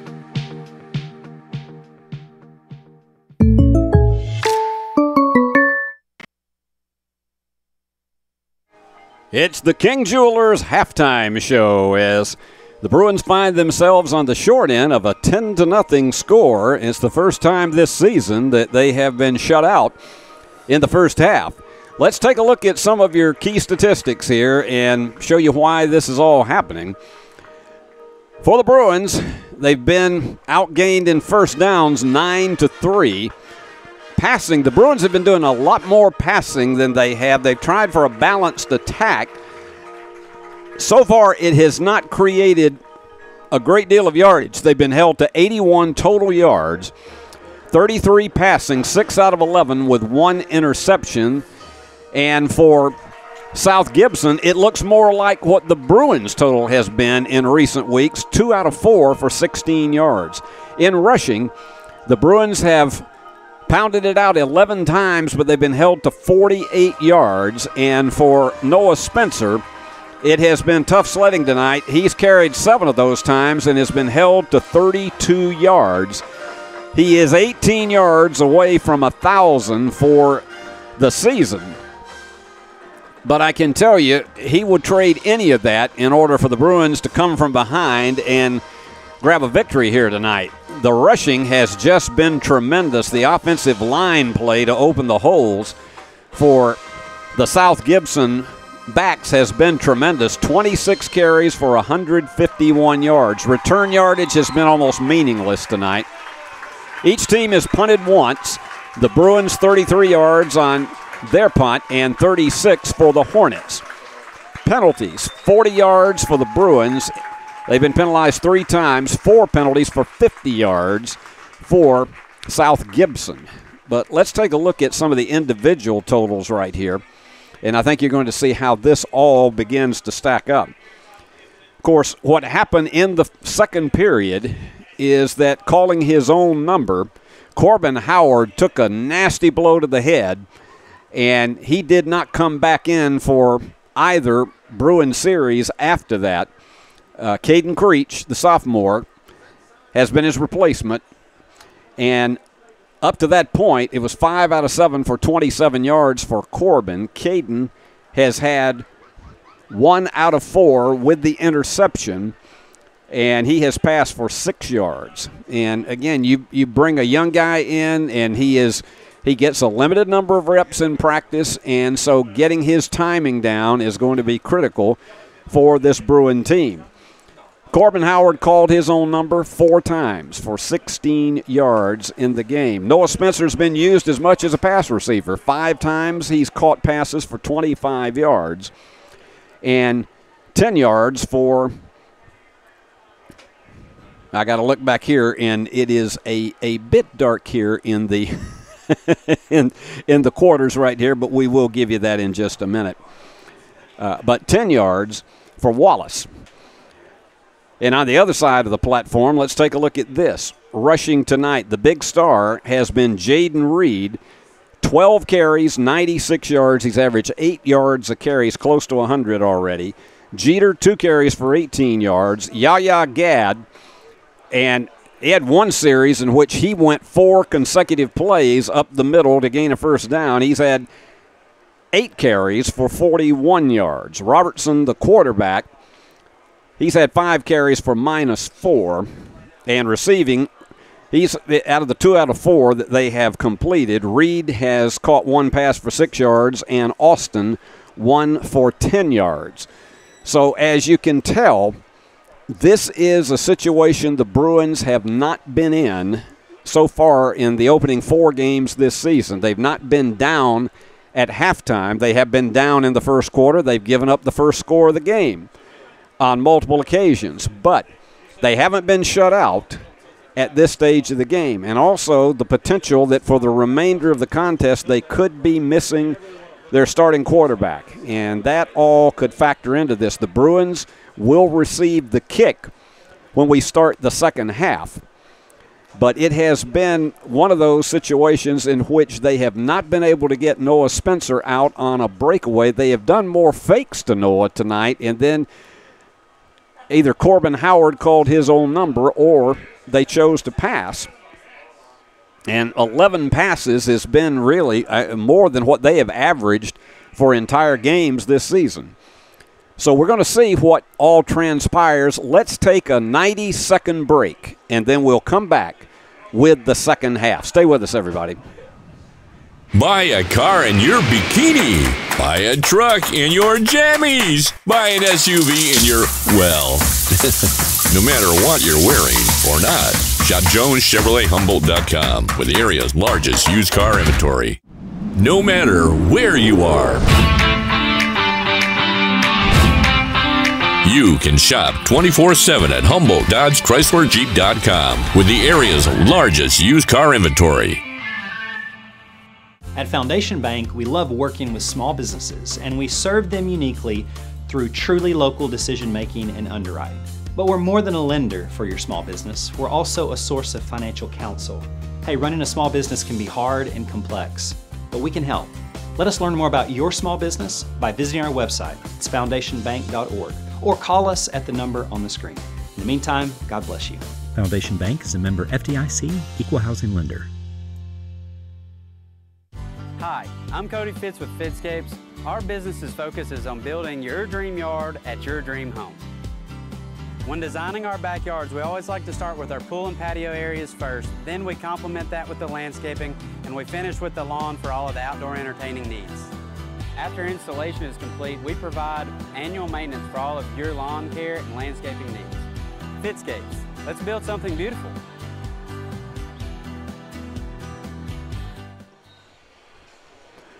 Well, we're back live at South Gibson County Stadium, and it is good to have you with us tonight, Steve Beverly, and enjoying, even though it's not on the high end of the score for the Bruins, enjoying being with you as we always do. Bruins now coming back out on the field. It'll be interesting to see if they make any adjustments in the offensive game plan, and in particular, after that first touchdown in which they gave up some serious long runs, and the only touchdown of the game, they got the field goal right at the end of the half, but the 40-yard run by Jaden Reed in which he just picked them up and laid them down. Then it has been a relatively even game, but the Bruins have not been able to get extremely deep into Hornet territory. When they did, the one time that they did, when they got down inside the 35, they were called for a 15-yard penalty, and so they were not able to capitalize on that. So it is a test of the fortitude for the Bruins tonight to see what they can do to rally and come from behind in this one, down 10-0. And let me remind you, we'll be back with you again next Friday night with more USJ Bruins football. It's always a pleasure to be with you, and we will enjoy that. And I want to say a big shout-out to a young man who did last night's middle school game with me, Rich Nichols. It was his first time. It was his debut telecast. And I want you to know, folks, he's going to be good. He knew the game of football quite well. He knew how to communicate it well. He was outstanding on our replays. And so I was delighted. It was my first time to meet him and to also have the opportunity to share the mic with him last night. And all you USJ fans and friends of Rich, you got somebody to be very proud of. I know his parents are. I heard from both of them today. But that's a name you're going to hear from a lot for the rest of the season, and I think he is going to be a really, really good one. He intends to go to Ole Miss next year, as he will rejoin some alums from USJ, and he wants to study journalism, and I think he wants to really focus on sports journalism, and I think he will have a tremendous career ahead of him. So, Rich, if you happen to see the replay of this one tonight, we miss you out here, but I hope you and I are going to be teaming up again before too long. We have a good turnout of folks that have made their way from Jackson, and you may be able to see them at a distance across the way. And checking into the field, here comes the special teams for the Hornets. They will be kicking off. The Bruins opted to take the second half option, and they are now, I think, getting ready to get onto the field. The official is telling them to come on over and let's do this.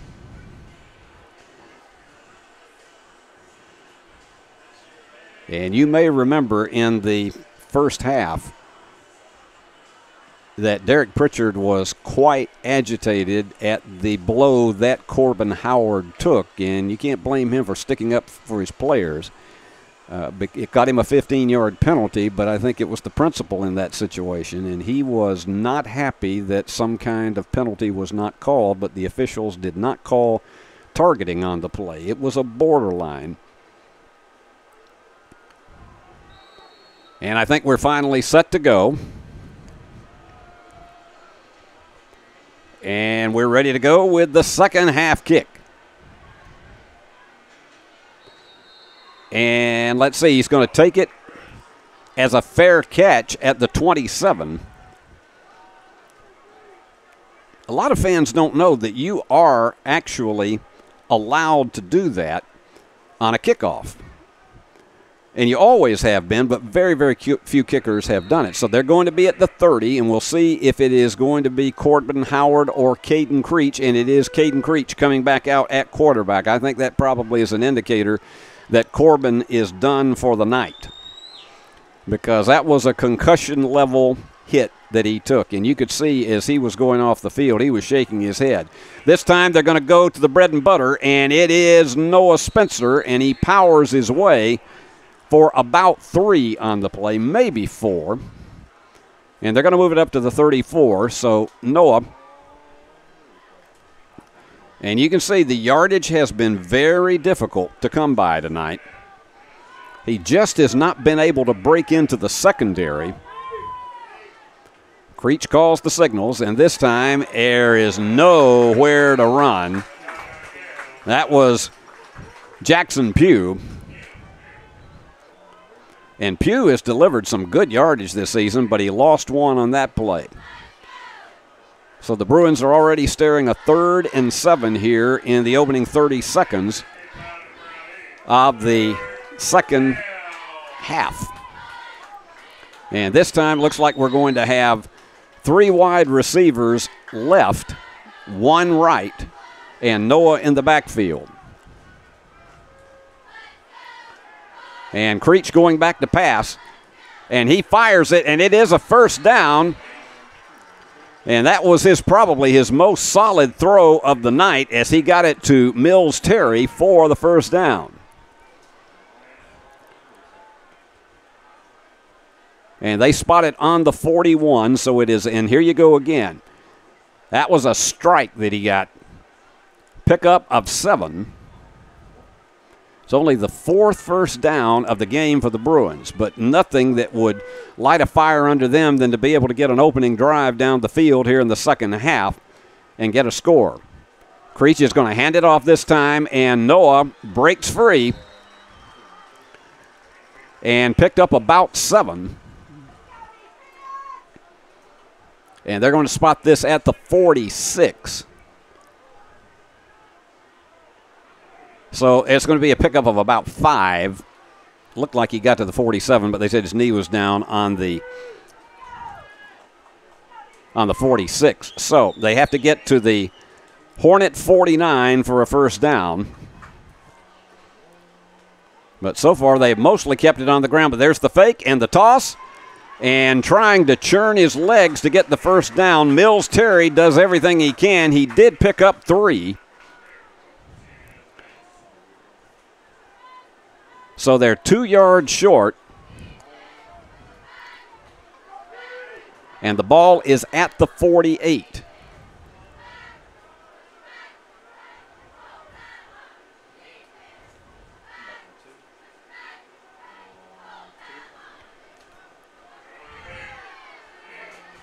And they've got 3 wide receivers right.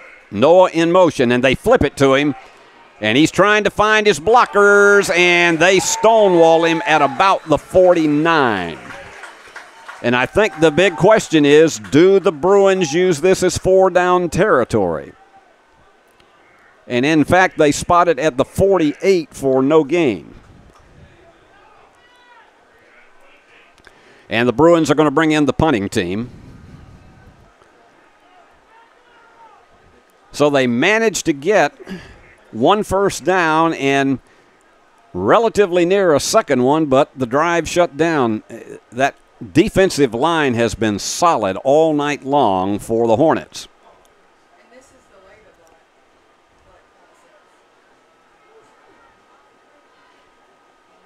And here comes the rugby-style kick.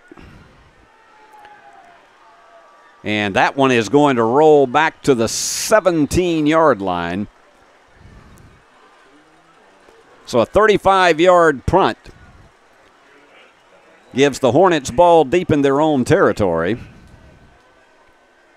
with 8.5 minutes remaining here in the 3rd period of play. And it's been a solid, steady performance by quarterback Robertson, as well as close to 100 yards rushing for Jalen Reed. Jaden Reed. And Reed is not a big guy, 5'7", 183 pounds, but he has that gigantic burst of speed. So Robertson in to call the signals. They've got one receiver split out left. And this time, not a doubt in anybody's mind, that was going to be a running play. And he gets to about the 19.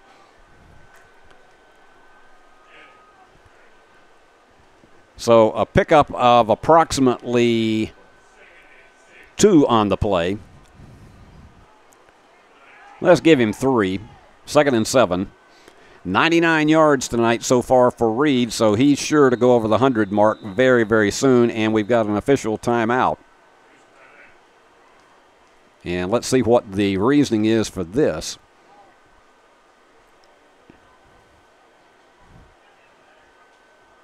And they are coming over on the other side of the field. And again, without any live mics down there, we can't bring you anything that gives you a conclusive decision from the officials. Now they're going to come over, and I think they're going to be talking to Derek Pritchard.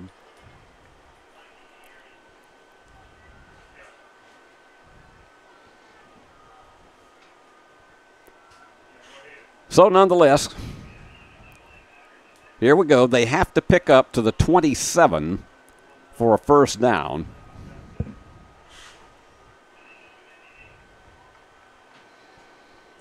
And the ball is on the 19.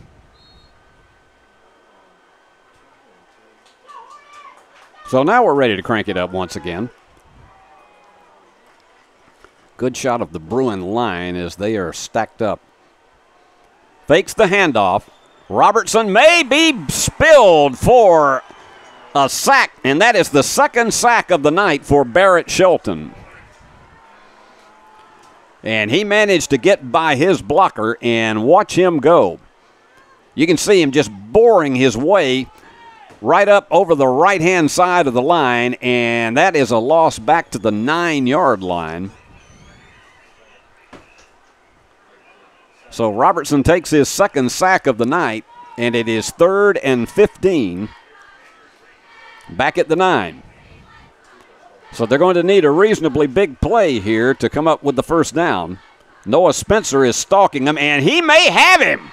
It's not going to be a safety, but he has got him all the way back at the 1-yard line.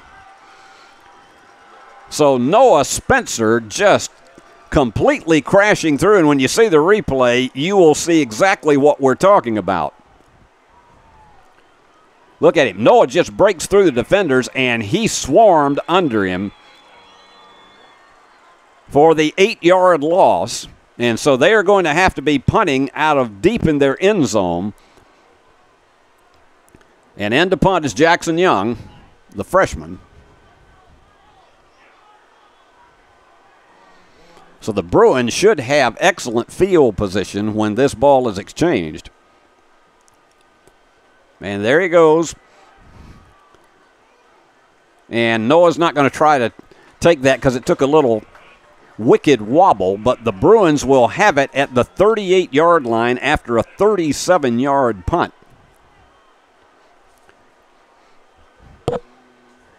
So this is their best opportunity to start a drive tonight, and let's see if they can capitalize on it. As many coaches will tell you, if you can pin your opponent back and then they are forced to kick in their own territory deep, it's almost the equivalent of a turnover. So the Bruins at the 38, and the best opportunity they have had tonight as far as starting field position. They've got 3 wide receivers. Jackson Pugh is in the backfield.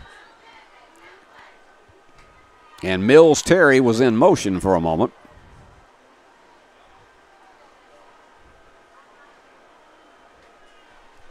Well, let's see what the call is here.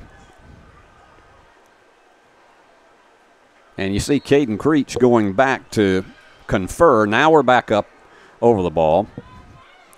Same formula, same formation.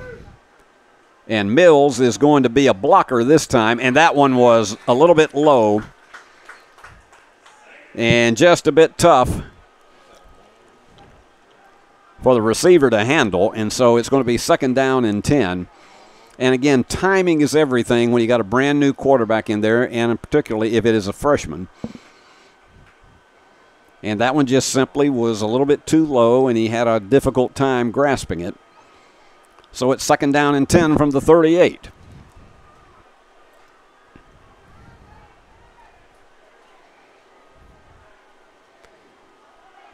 And going back to pass again, over the middle, complete. And he gets down to the 27-yard line for a 1st down. Once again, going to the bread and butter with Mills Terry.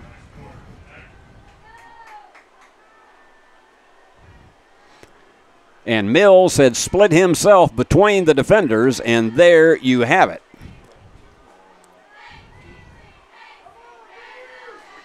That's the 5th 1st down of the game for the Bruins. Hand off to Noah. And he breaks through one set of tacklers and picks up down to the 24.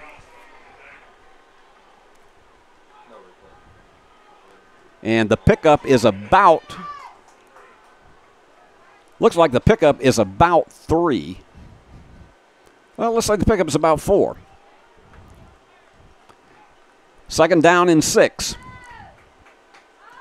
Creech gets his signals from the sideline. Noah back in the backfield with him. And they've got 4 wide receivers. And almost picked off and then almost caught. And you can see Mills Terry very frustrating at not being able to hang on to that.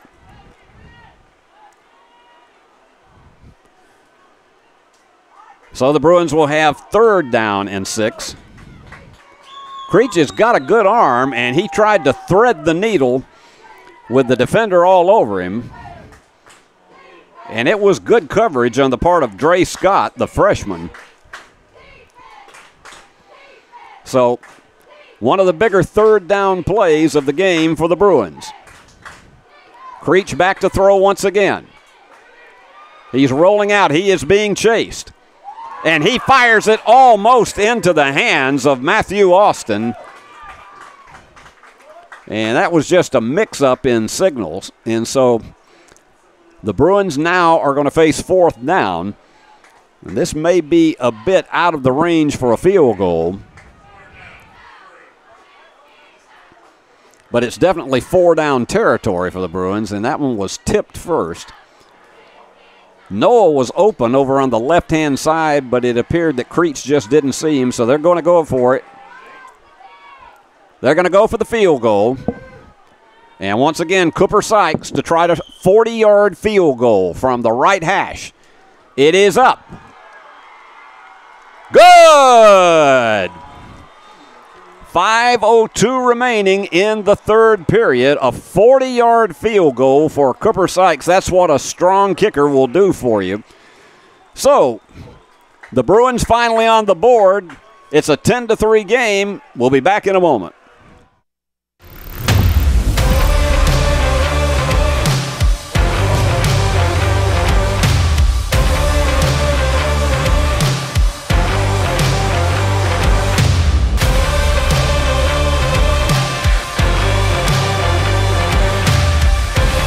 Dynamics Physical Therapy, your elite provider in sports medicine and performance.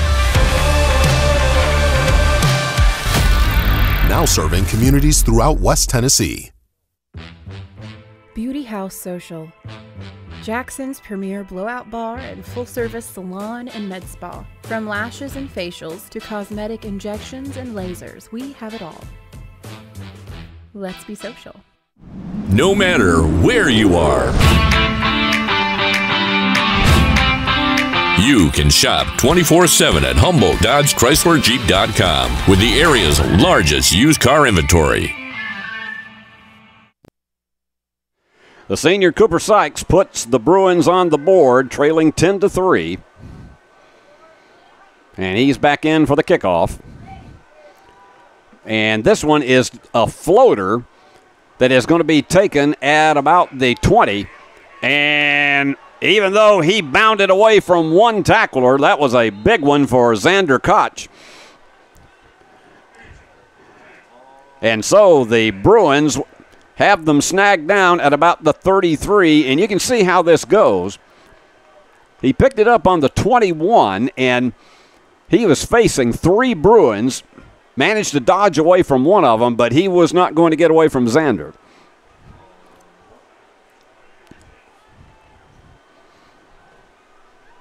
And looks like we have a flag holding on the return. So it's going to be a 10-yard penalty, and once again, they're going to be stacked back deep in their own territory, this time at the 18. It's not like being back on the 1.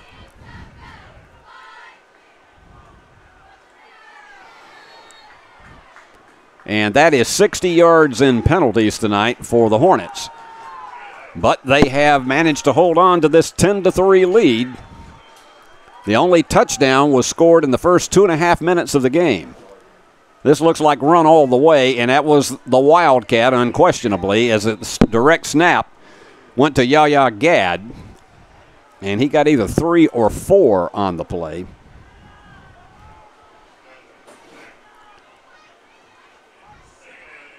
And Yaya picks it up. They're going to put it at the 23, so we'll give him 5 on that. 2nd down and 5.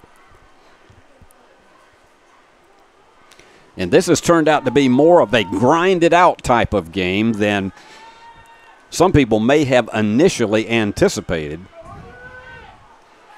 Of course, the Bruins have done more passing than we anticipated, and then, again, going to the Wildcat again as he gets across for a pickup of about 3 more. So Gad, with this run, has eclipsed 100 yards in the game with 102.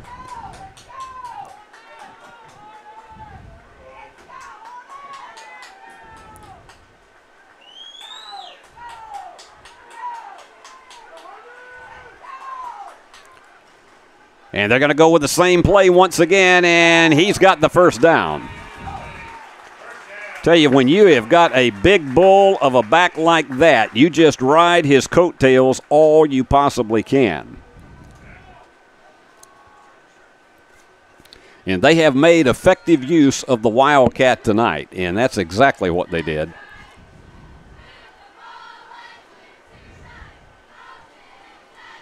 So they've moved it out from the 18 to the 34. That's their 10th first down of the game.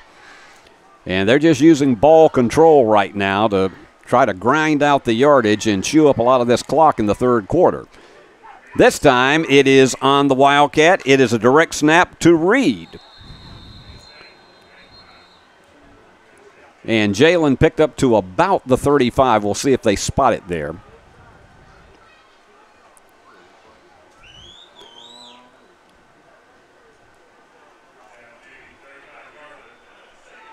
And we'll give him 2 on the play. I'd said he was over 100 yards. He is at 98 right now. We had to update our sheet. 2nd down and 8.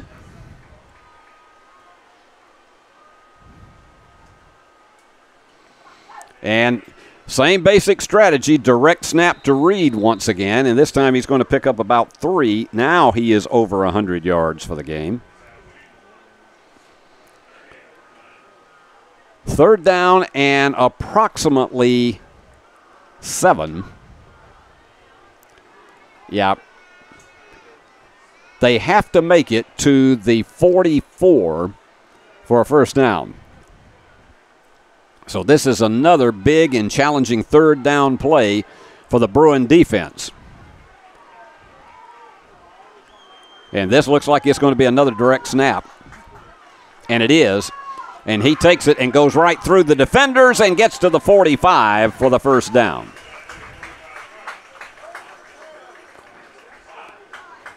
So what they have done is made very effective use of those direct snaps. And they have kept the ball on the ground tonight. South Gibson has only passed it 4 times for 16 yards, but they have had a very effective ground attack. picking up 160 yards. And more importantly, just chewing up more of that clock. Straight up the middle. And once again, it's Yahya Gad for 5. So he's made it out to just over midfield. Now just watch how he picks up that acceleration just as he finds his blockers. And so he got to about the 49.5. So we'll call it 2nd and 4.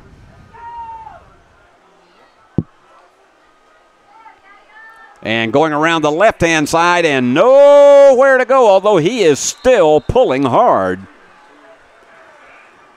The Bruins finally swarmed under Gad.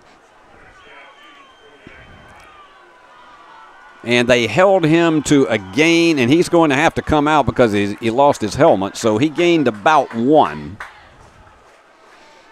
He's had 63 yards. Reed has had 106, and you can see he just had nowhere to go. So once again, at 3rd and 4, this is a big, big defensive set for the Bruins. And not there. But I will venture, I bet you they will go for it on 4th and 2. I could be wrong, but just from where they are on the field, and it was a 2-yard pickup for Jaden Reed.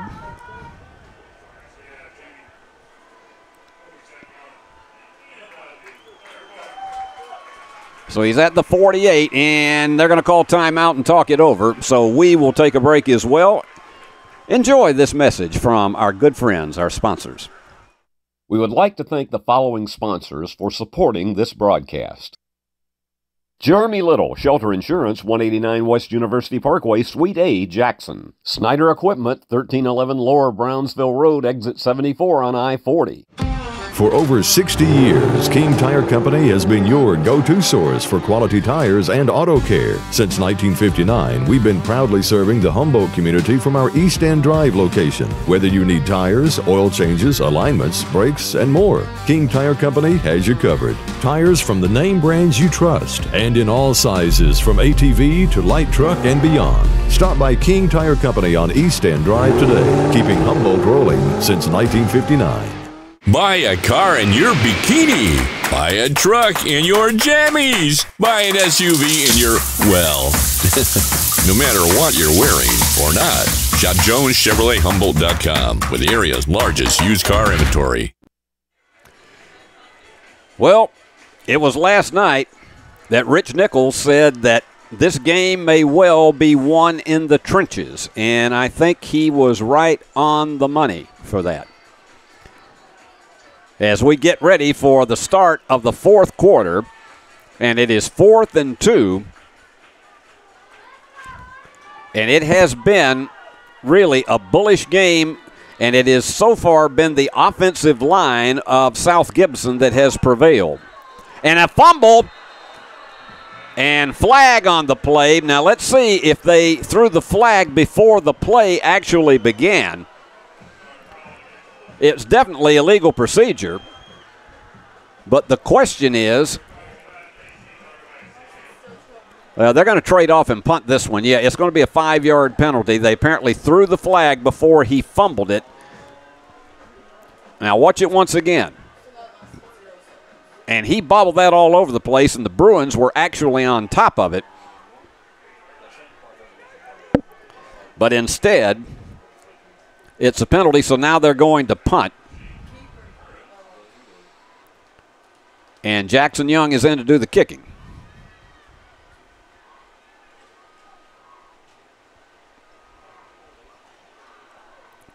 Very low spinning kick, and it's right to Noah Spencer. He's at the 30, 35, trying to get some room, and is crashed down on as he gets to about the 43 or 44.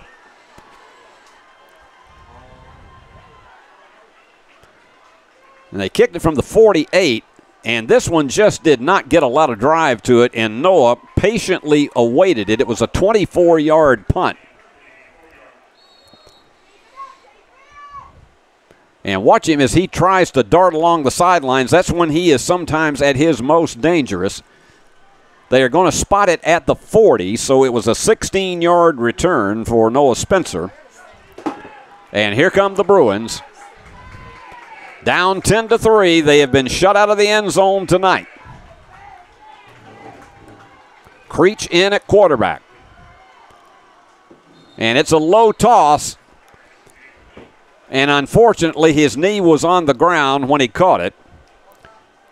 Miles Horton, I know, wanted to be able to pick up some yardage out of that. And unfortunately, it's a 5-yard loss. So it's 2nd and 15, so the Bruins need to get something going down the field, and they really need it now. You don't want to wait for one of those spectacular comebacks at the end. Creech going to fire. Got his man. And he goes between two defenders. He's close to the first down at the 45. A pickup of 10.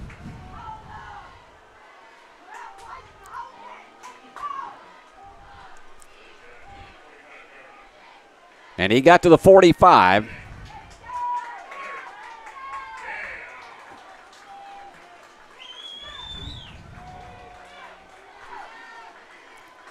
And here they go. 3rd down and 5. Empty backfield, one man in motion. You got 5 wide receivers. And he's going to have to get it away quickly. And he's got his man open for the first down. It is Alex Wallace. So finally getting rid of it and getting his timing down. Creech completes the pass and gets the 6th first down of the game for the Bruins. And Bruins going with a little more tempo now. He sidearmed that a bit, but it doesn't matter. Got to the 47 on that play.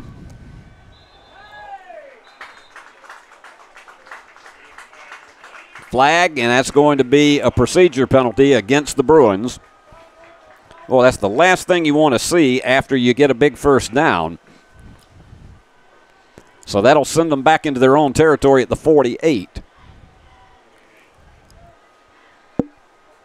And in case you just joined us, Corbin Howard took a big blow to the head in the second quarter, and he will not be back in this one for the rest of the night. And let's just hope for his sake that it's one of those that they'll go through all the protocols, but let's hope that he can get back in the lineup very quickly. And it's all up to Caden Creech now. The young sophomore takes the snap. Fires. And let's see. No, they say incomplete.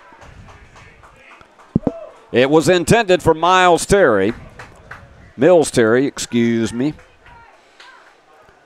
Randy, please forgive me for that one. And he took about a 3-step drop on that and rolled out. But it was a low throw. It would have been hard for anybody to come up with, and he was covered extremely well. So now the Bruins are facing 3rd and 15.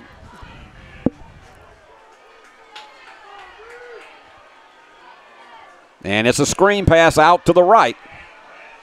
And picking up and laying down. There goes Noah Spencer. 20, 15, 10, 5. We've got a brand new ball game. Screen pass. And Noah Spencer, once he got behind 2 defenders, goodbye, Sam. Now look at this. Noah's just lurking out there in the flat. Easy throw. He gets behind 1 defender. 2, 3, and there he goes. He's been doing it much more in the passing game tonight, but the Bruins now with an opportunity to tie it. Extra point is up. And good. It's all tied up at 10. What a turnaround for the Bruins. Let's take time out. We'll be right back. No matter where you are, you can shop 24/7 at HumboldtDodgeChryslerJeep.com with the area's largest used car inventory.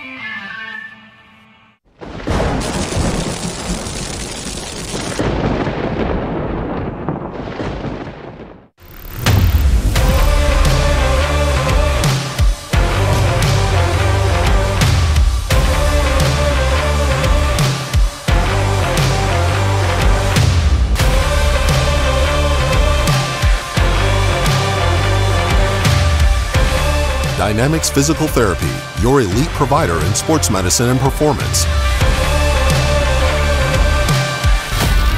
Now serving communities throughout West Tennessee. The Bruins had been needing a big play, and they got it. The screen pass, and Noah Spencer, who's been held to 45 yards rushing tonight. But in passing, he's caught 6 passes for 90 yards, including that touchdown, and they're going to take it at the 27. And it's Cade Beaver, and he swarmed under at the 32. So a 5-yard return on the kickoff. And the Bruin fans over across the way are beginning to get a bit anticipating.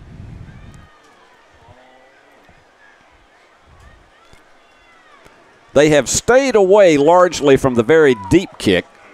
So you had the short man up front, and then he was finally swarmed under at the 32. Not bad field position on the part of the Hornets, but the Bruin defense held the last time. Brand new ball game. Wipe it all out up to now. 9.5 minutes to go. And both sides are encouraging their respective teams. It's Robertson, and he's going to hand it off immediately, and up the middle, gain of about 3.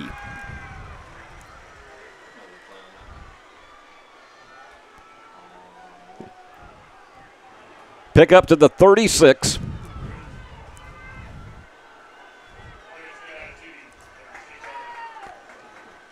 Second down and 7. 111 yards for Reed tonight on the ground. He's been the star in rushing. Robertson calling the signals again, going back to pass. They tried to get up high to bat it down, and nobody's more frustrated with himself than was Cade Beaver, because he may have only had about 3 or 4 yards, but he took his eye off the ball. Just watch it. Swings it, and he tried to run with it before he caught it. And I know that's a cliche you've heard many, many times. Again, another big third down play for both of these teams with 8:45 remaining. It's been more of a defensive showdown. And here we go. 3rd and 7, Hornets. 3 wide receivers, 1 man in the backfield, flag.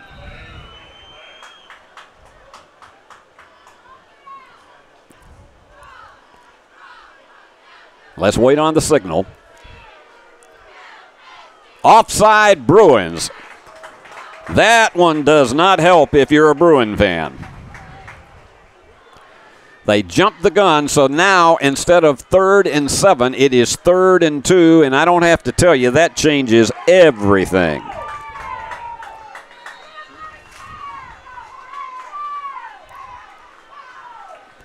So an even bigger 3rd down now for the Bruins to try to stop them 2 yards away from a first down. They have to get to the 43.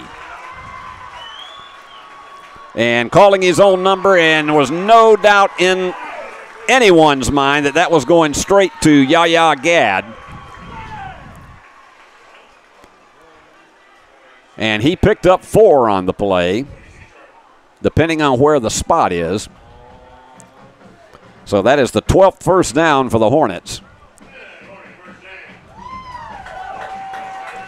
Give him 5. He got to the 47. Yahya with 68 yards tonight. They just decided to go Wildcat, and that is such a hard offensive situation to defense.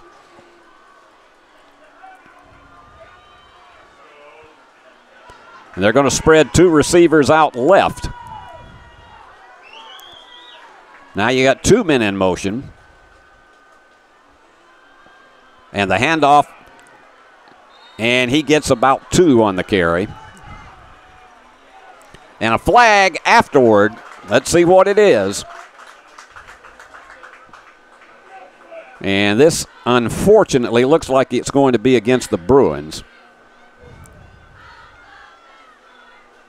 Personal foul. Yep, after the play.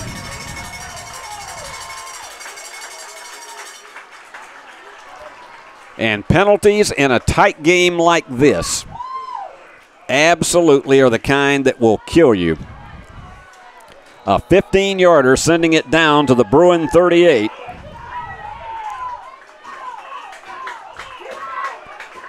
And they called him for piling on at the end of the play.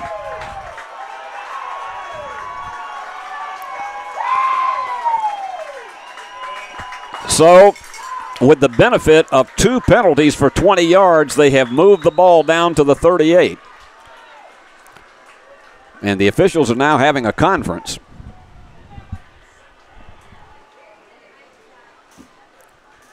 And he's coming back out.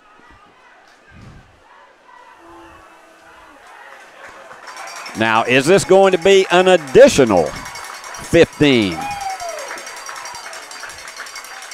Well, it's an additional 5, and that's moved it down to the 33-yard line. So the Bruins are stacked with 20 yards in penalties after the play. South Gibson trying to drive for what they hope will be a winning score.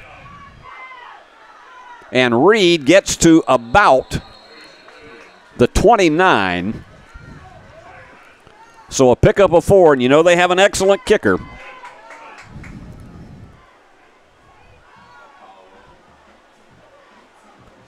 So he gets down to the 29, a pickup of 4. Reed with 117 yards tonight.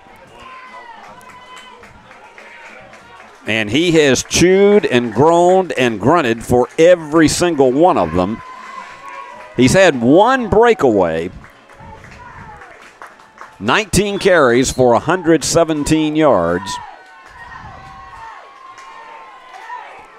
2nd and 6, and the clock continues to tick.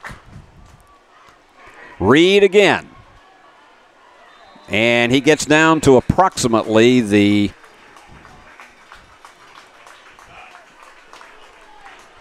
we're going to see where they spot that at. And picked up another first down. As he has moved it down, you'll see it on the replay right here, as he is a workman, just a workhorse totally, and gets to the 26.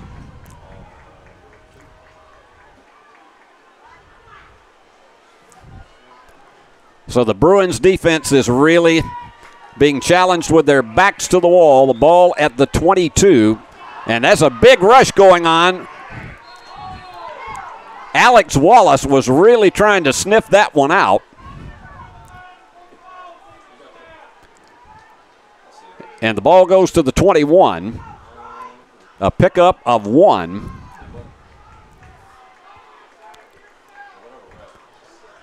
So Yaya with 69 yards rushing tonight. And he's going to check out, and coming back in is Tyshawn Jeter. They're perfectly content to let this clock just tick, tick, tick. The Wildcat once again, as he gets inside the 20 to about the 18. And a pickup of 3.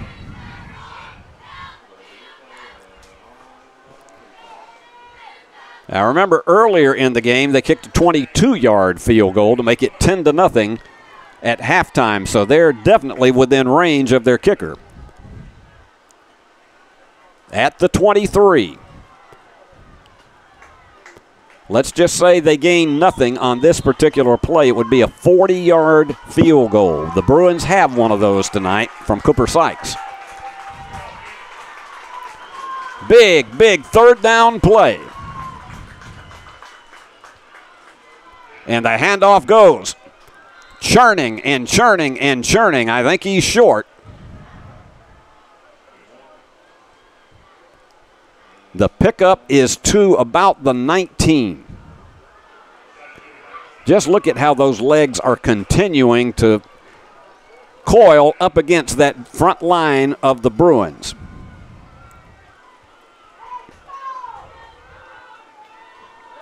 So they are on the 19.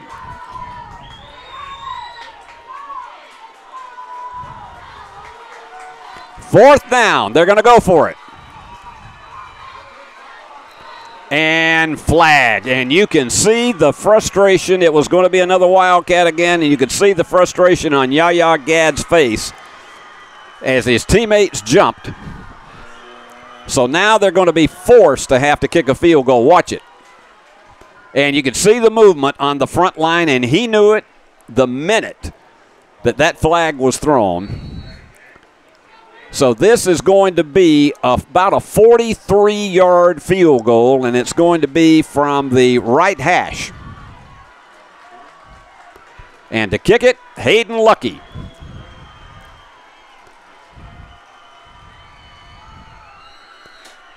This is Max McGowan, and timeout called. Max McGowan, and we'll take a timeout. We'll be back. This is going to be a stellar finish. Don't go anywhere.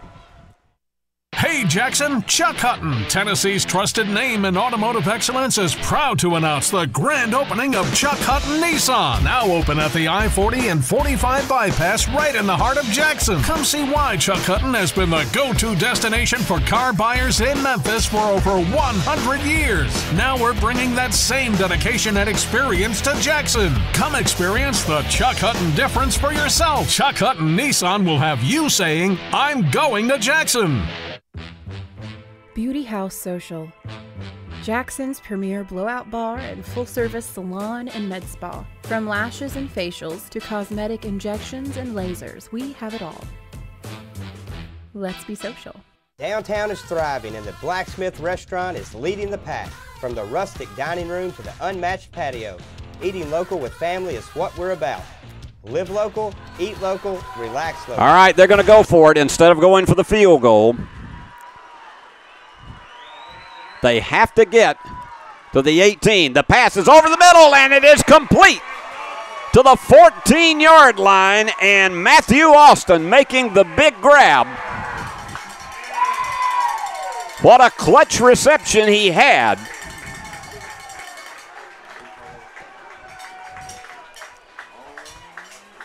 And that was huge, a pickup of 11 on the play.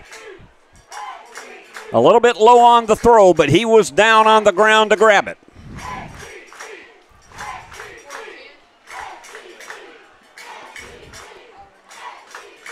And this is going to be another Wildcat situation. And fumble, they're going to get him down for perhaps a loss of 1.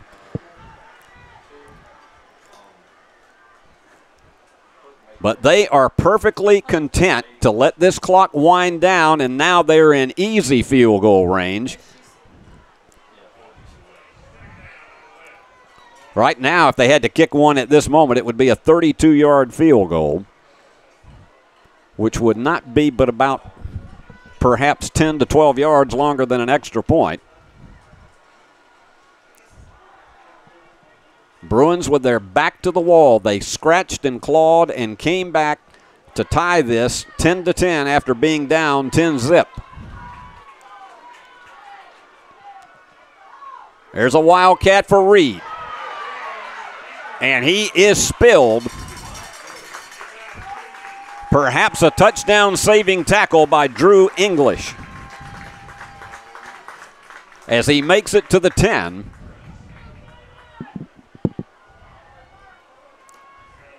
And they're going to spot it on the, looks like on the 8.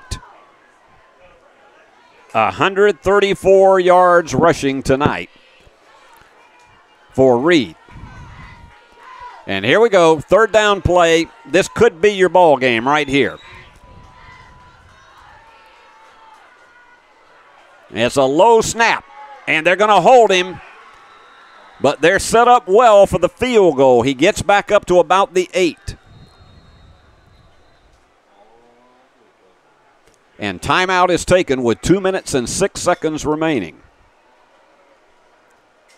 So if they go for the field goal here, and that was a tremendous touchdown-saving tackle from Mills Terry, we're going to keep it right here. 2 minutes, 6 seconds remaining. This has been a grueling defensive struggle. Both teams have put up some offensive numbers tonight, but this has also been the kind of game that USJ has not been able to get the breakaway runs for Noah Spencer that have been the hallmark of the first 4 games.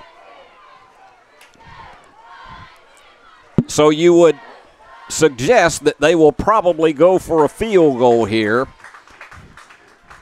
and try to potentially win it and force the Bruins to see whatever they can do with a 2-minute drill.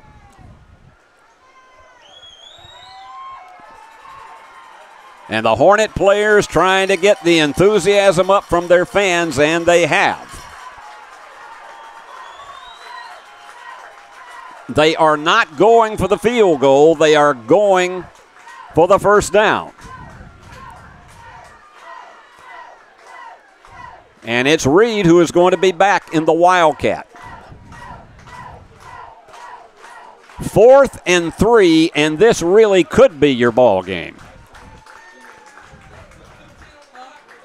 And the official is coming over to talk to the coach.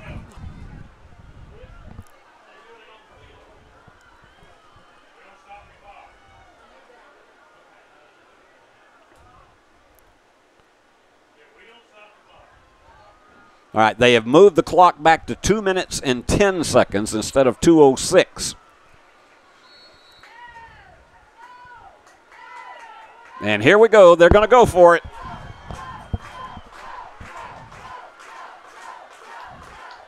Reed in the Wildcat. And what a blitz! What a defensive play! Wide open was Nathan Wallace, but that was a Herculean leap to break it up. It is 4th down, and now the ball is turned over on downs. Take a look at this once again. You can see, once again, he tried to fool the defenders, and with a huge leap right behind Noah Spencer, one of the most amazing defensive stops that you will have seen all season long. The Bruins, however, are 92 yards away from pay dirt. 2 minutes and 10 seconds remaining. And they're with their backup quarterback, Caden Creech, after the head injury to Corbin Howard earlier in the game. Fakes the handoff. Here's the pass. And here he goes. Alex Wallace gets it out. And they're under 2 minutes to go. Timeout for an injured player.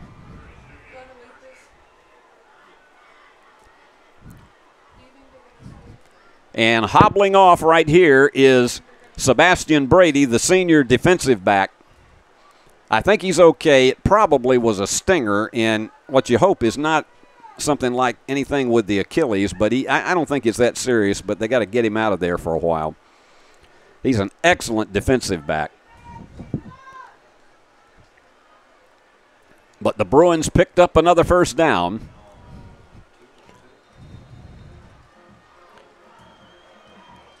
If the Bruins go on to win this one, that may be the play of the year that you saw defensively back in the end zone. I didn't think there was a way in the world Nathan Wallace was not going to grab that pass, but he indeed did. Bruins with 158 yards passing. Creech. And he's going to flanker it out. And out of bounds, Noah Spencer, and that saves time on the clock. 14 of 25 passing for the Bruins tonight. And just look at him. He was trying to break away as much as he possibly could. And gets out to the 32, so it is 2nd and 1.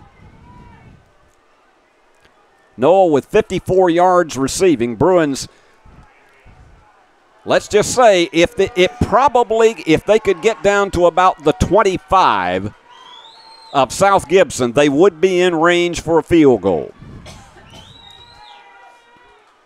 Creech hands it off. This time straight up for the first down. Noah gets it.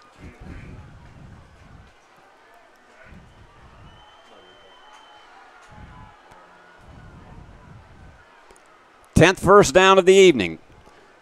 1:19.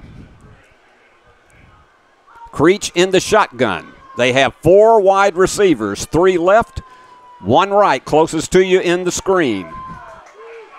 Clock ticking. We get close to 1 minute. They have to go about another 40 yards to be in field goal range. There's the pass. And it is once again Alex Wallace, and timeout is called. Bruins are going to take a timeout. We'll take one and be right back. Buy a car in your bikini. Buy a truck in your jammies. Buy an SUV in your, well, no matter what you're wearing or not. Shop JonesChevroletHumboldt.com with the area's largest used car inventory. We would like to thank the following sponsors for supporting this broadcast. Jeremy Little, Shelter Insurance, 189 West University Parkway, Suite A, Jackson. Snyder Equipment, 1311 Lower Brownsville Road, Exit 74 on I-40. Do you want your smile to say it all? At Elite Dental Care, we'll make you and your family feel comfortable and secure with a variety of services and state-of-the-art care. We offer sedation dentistry that will make your time in the dental chair comfortable and relaxed. Come by and see our newly renovated and expanded office in Jackson, or one of our other convenient locations in Trenton or Dyersburg. Trust your smile with Elite Dental Care. Bruins on their own 40. 53 seconds remaining. Hold on to your blood pressure machines. I guarantee you your reading is going to be higher in these remaining seconds. Over the middle. That's low. That's 3rd down. They have to pick up.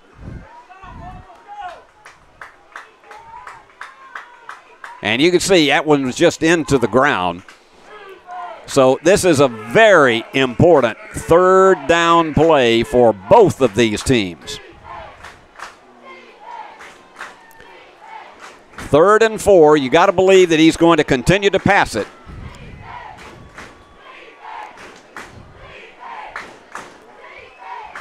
Creech takes it, goes over the middle. And they say out of bounds. They made one side of the stadium happy and the other not. Mills Terry caught it, but they said that he was out of bounds. Had he gotten the foot in, it would have been a 1st down. So now the Bruins are going to have to punt it with 44 seconds remaining.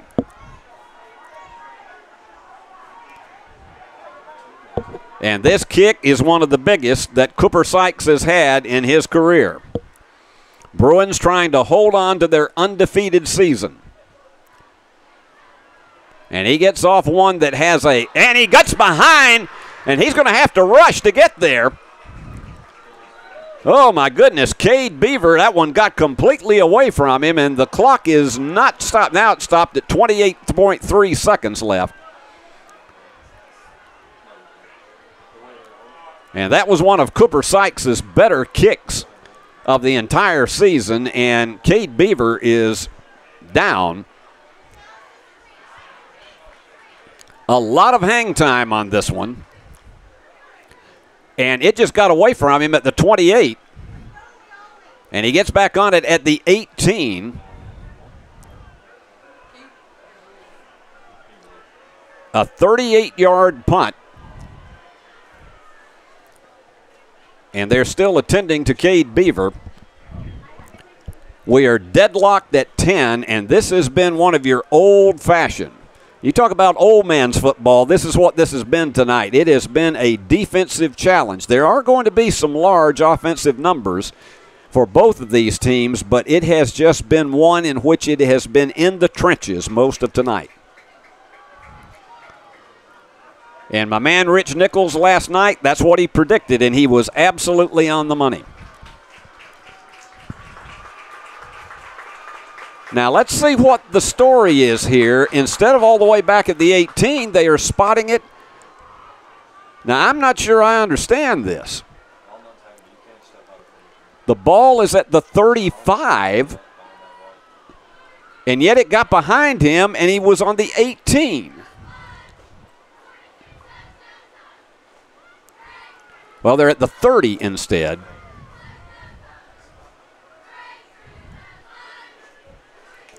Now, there is such a thing as a muff rule, but I got to tell you, this is...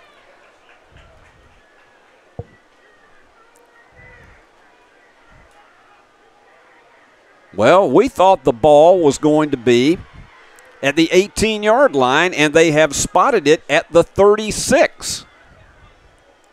At least that's where the officials are standing right now. The official has the ball in his hand, is coming over to the sidelines, and what a way for this one to wind up.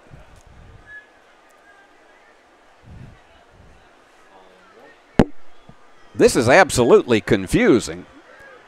Now the official is going to come all the way back down to the opposite end of the field.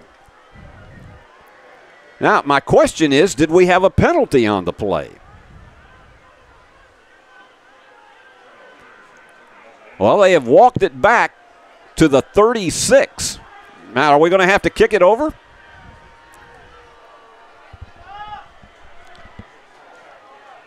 That's one reason that I believe that officials, even at the high school level, should be wired for sound so that everybody in the stadium can understand completely what the call is.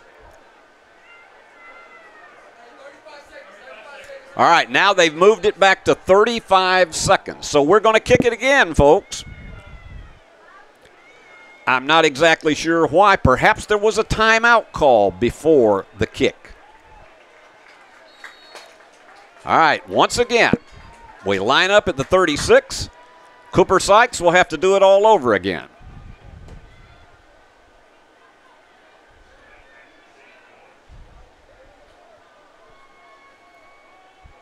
High snap. He's got plenty of time to get it off. And he rifled that, and that gets behind the man who was in the safety position and back to the 16-yard line. And the Bruins are trying to argue that it was a fumble. They thought he touched it, but I don't think they're going to win that argument. Flag on the play. Now let's see what this is all about. Personal foul. It is offsetting penalties, dual personal fouls. So I'm telling you, the end of this game has been extraordinarily bizarre.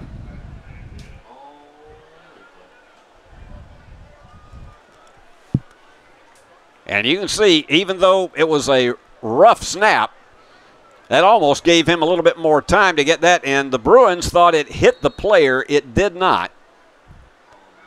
So it is down at the 17-yard line.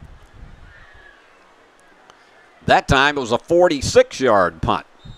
And he's just going to take a knee so that is going to send this one to overtime. And how about that?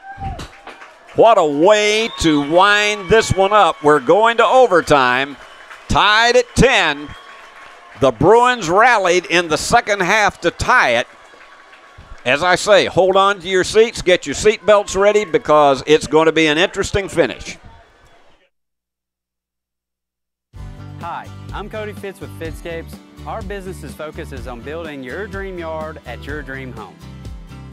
When designing our backyards, we always like to start with our pool and patio areas first. Then we complement that with the landscaping, and we finish with the lawn for all of the outdoor entertaining needs.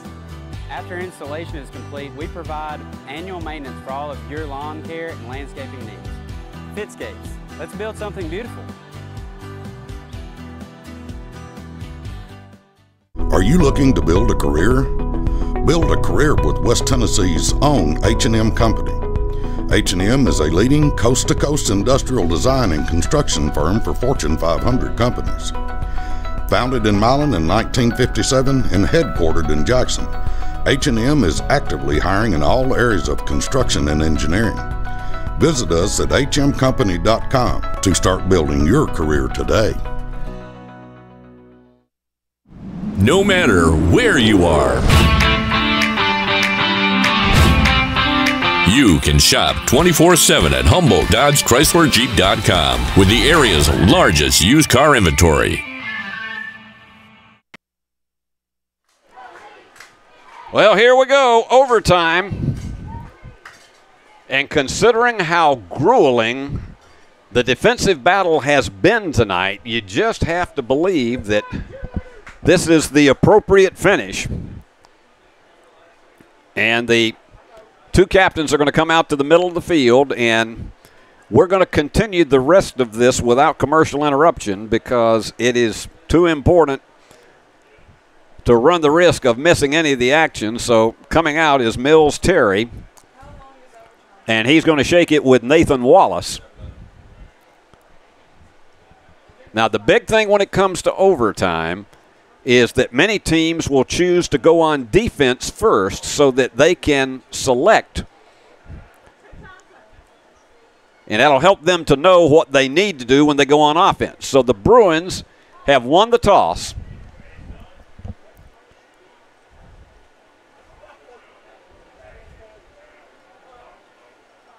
And the Hornets will receive. The Bruins opted to kick off. Well, they won't kick off. It'll be at the 25. But the Bruins have opted to go on defense first.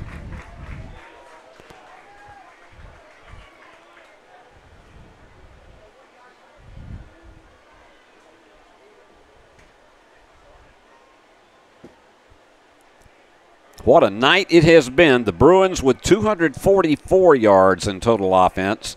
South Gibson 223. Noah Spencer has gone over 1,000 yards for the season. But he would trade all of them for a victory here tonight. Now the ball is at the 10. In college, they go from the 25.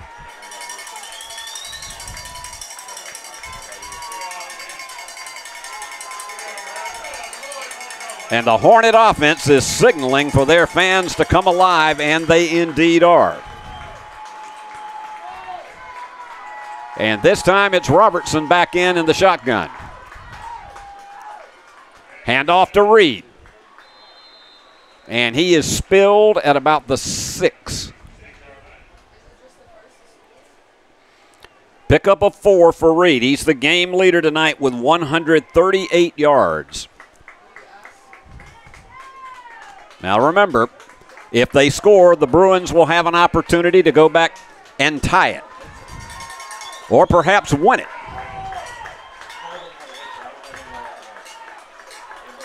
Second down and goal. And Reed spilled again at the 4. So he picks up 2. They seem to be perfectly content to keep it on the ground. Third and goal. The pictures are telling the story by themselves. You can see where the ball is and just how many steps they have to get it in the end zone, and you just got to figure they won't go for 3. They will try to go and get the touchdown to force the Bruins to do the same thing. And going back to pass, and he was smacked, and it was almost intercepted. There were 3 Bruins in the vicinity, and that thing caromed off like a shotgun. It was Cade Beaver he was trying to go for. Well, instead, it looks like they are going to go for the field goal. Now watch this. He's going left all the way, and he was smothered up front.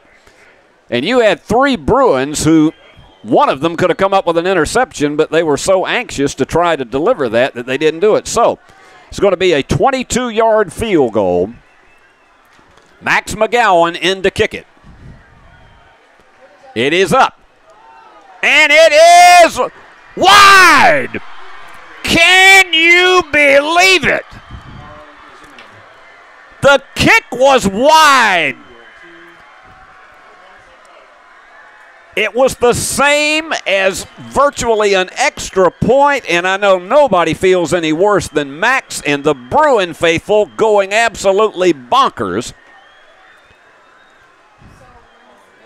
So the Bruins will have it from the 10. They'll have their own 4 plays. And remember, earlier tonight, Cooper Sykes kicked a 40-yard field goal. That was the one that tied the game. So here we go. The sophomore, Caden Creech, the quarterback. And timeout called. We're going to keep it right here. The officials are having a discussion, and I'm not sure what it's all about because we don't have a mic down on the field with them. And the Bruins are trying to get their fans to erupt. Here they go. Once again, Creech in at quarterback. The handoff. It is Noah Spencer to the 5. He's back at the 6. He was really slammed from behind by Cade Beaver.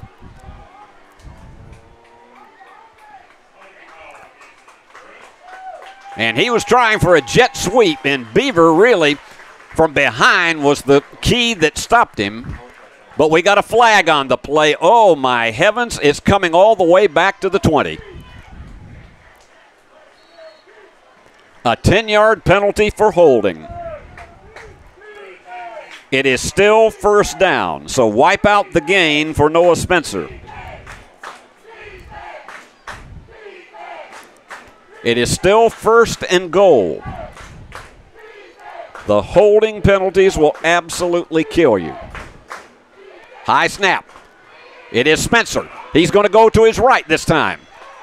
And it's been hard going for him tonight, but he picked up 3. He's going to have to come out for a play because the helmet came off.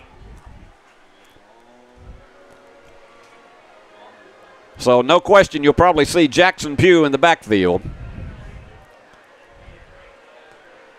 And Noah trying that jet sweep right, and he was trying to get a blocker. But he ran into another one of the Hornet defenders. They actually give him to the 16.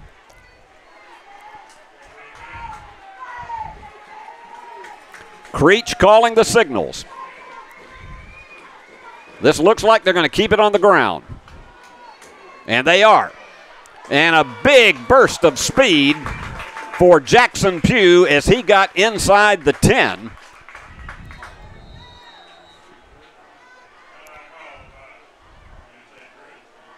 As we say, Jackson Pugh, he'll give you plenty when he comes into the game. They are at the 13. 10-10. Overtime. And this is sudden death right now. Any Bruin score wins it. And you can see the assistant coaches trying to keep the linemen relaxed, saying, hey, we got this thing. But it's a big third down play to line this thing up. They would like to keep it in the center of the field so Cooper Sykes would have an opportunity to kick it straight down the middle. He has a 40-yarder tonight. Here come the Bruins. Don't take your pulses because I can assure you they are racing. 3rd and goal from the 13. And he's going to go ahead and try to kick it right now on 3rd down. A 31-yard field goal to win it. Place down, kick up. Good!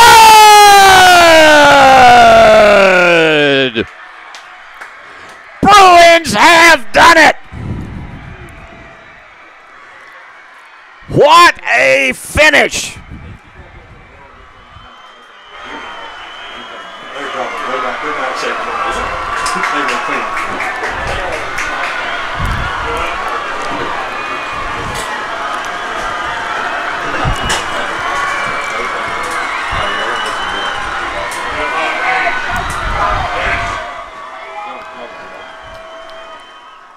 Here come the Bruins back onto the field to shake hands with their opponents, but don't you know, that was their first lead of the game on the field goal. And for these South Gibson Hornets, you got to hand it to them. They played with everything that they had in them. There is no shame in this one, but you got to know there's heartbreak because they gave everything that they possibly had, and you got to know the missed field goal that would have put them ahead, and it just went wide. And in overtime, the Bruins are 5-0, 13-10. I can't wait to look at that kick on the replay because it was absolutely a spectacular moment on this season in which the Bruins have largely romped over their opponents. Last year, losing to this South Gibson team, but tonight prevailing and showing the character of this team, never giving up, and also being in a situation where they lost their quarterback, Corbin Howard, to a head injury in the second quarter, and it was Caden Creech who led them the rest of the way, and what can you say about it? And on a night when Noah Spencer was held to 60 yards, but still, they found a way to win. And Cooper Sykes will come away as our player of the game tonight because of his spectacular kicking. 2 field goals, and I can tell you for many, many times going back years, coaches didn't develop kickers very well. A lot of times they considered them almost a necessary evil. They could kick extra points, but they wouldn't develop them to kick field goals. But Cooper Sykes has been proven so reliable. Earlier in the game, he tied it with a 40-yard field goal and then ended up with the game winner in overtime, a 31-yard field goal, and they did it on third down. They decided, let's go ahead and do it now. What an amazing night it was. Well, Billy, you want to go ahead and do the replays? Let's go ahead and do it.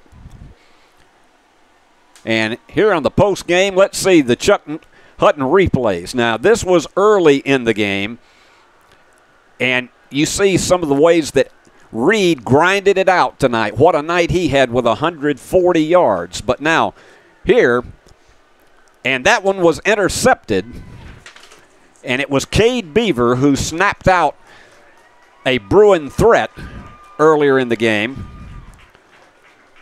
Now, watch this one. What a play, the sack from Barrett Shelton, and he had 2 of them tonight. Now, here you go. That's the 40-yard field goal that tied this game at 10. Now, here you go, Caden Creech. A lot on this young sophomore to come in and do what he did. And there you go. Noah Spencer down the sidelines.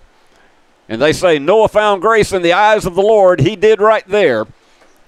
And a spectacular run, a 60-yard pass for a touchdown. He did most of his work tonight snagging passes. And there you go, trying to drive. This game is at that point. And here is where we will soon see the opportunity. And there's Reed. Now there's your spectacular play of the night. That goes down as the great defensive player of the night. Because the receiver was wide up. Now there you go. And that is the game winner. Cooper Sykes, defendable as you could possibly imagine, the 31-yard field goal, and the Bruins win it 13-10. And if you've been watching it at home, I bet there is a collective whew from all of you who are Bruin fans tonight. What a night it was, but a testament to the character of this Bruin team. Even though only 10 miles up the road, it was a challenge, and they had to deal with the Wildcat formation. They trailed the entire game. They finally managed to tie it. And then, it was with 5:12 to go. And then the amazing Cooper Sykes once again with the 31-yard field goal to win it.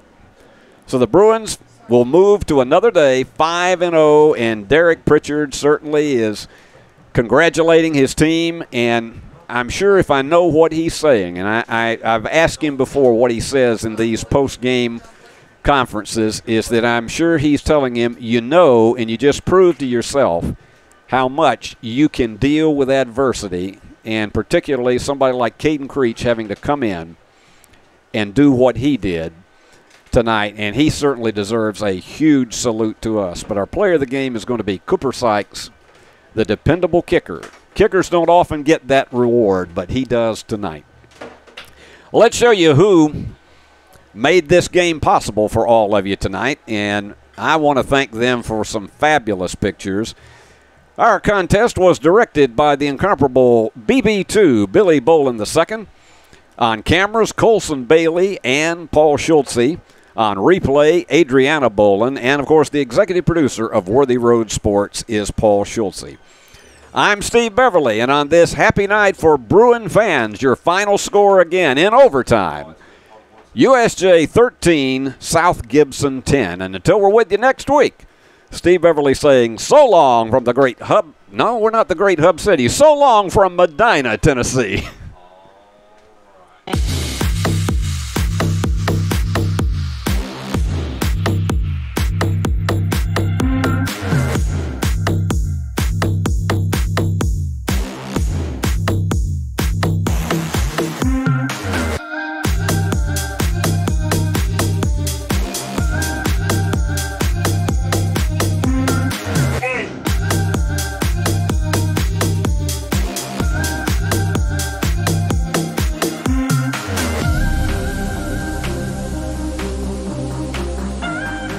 Award-winning BallGame Blitz Sports Network from Worthy Road Studios. Over 1 million views in 2023. We're where you need to advertise. Subscribe to our YouTube channel and join over 4,700 subscribers watching local sports. The Jackson Rockabillys, Union University, South Gibson County, USJ, and TCA. Multi-camera broadcasts, slow motion instant replay, on-screen scoreboard and graphics, and professional announcers. Thanks to our sponsors who make it all possible. The BallGame Blitz Sports Network from Worthy Road Studios. The premier sports broadcast network in West Tennessee.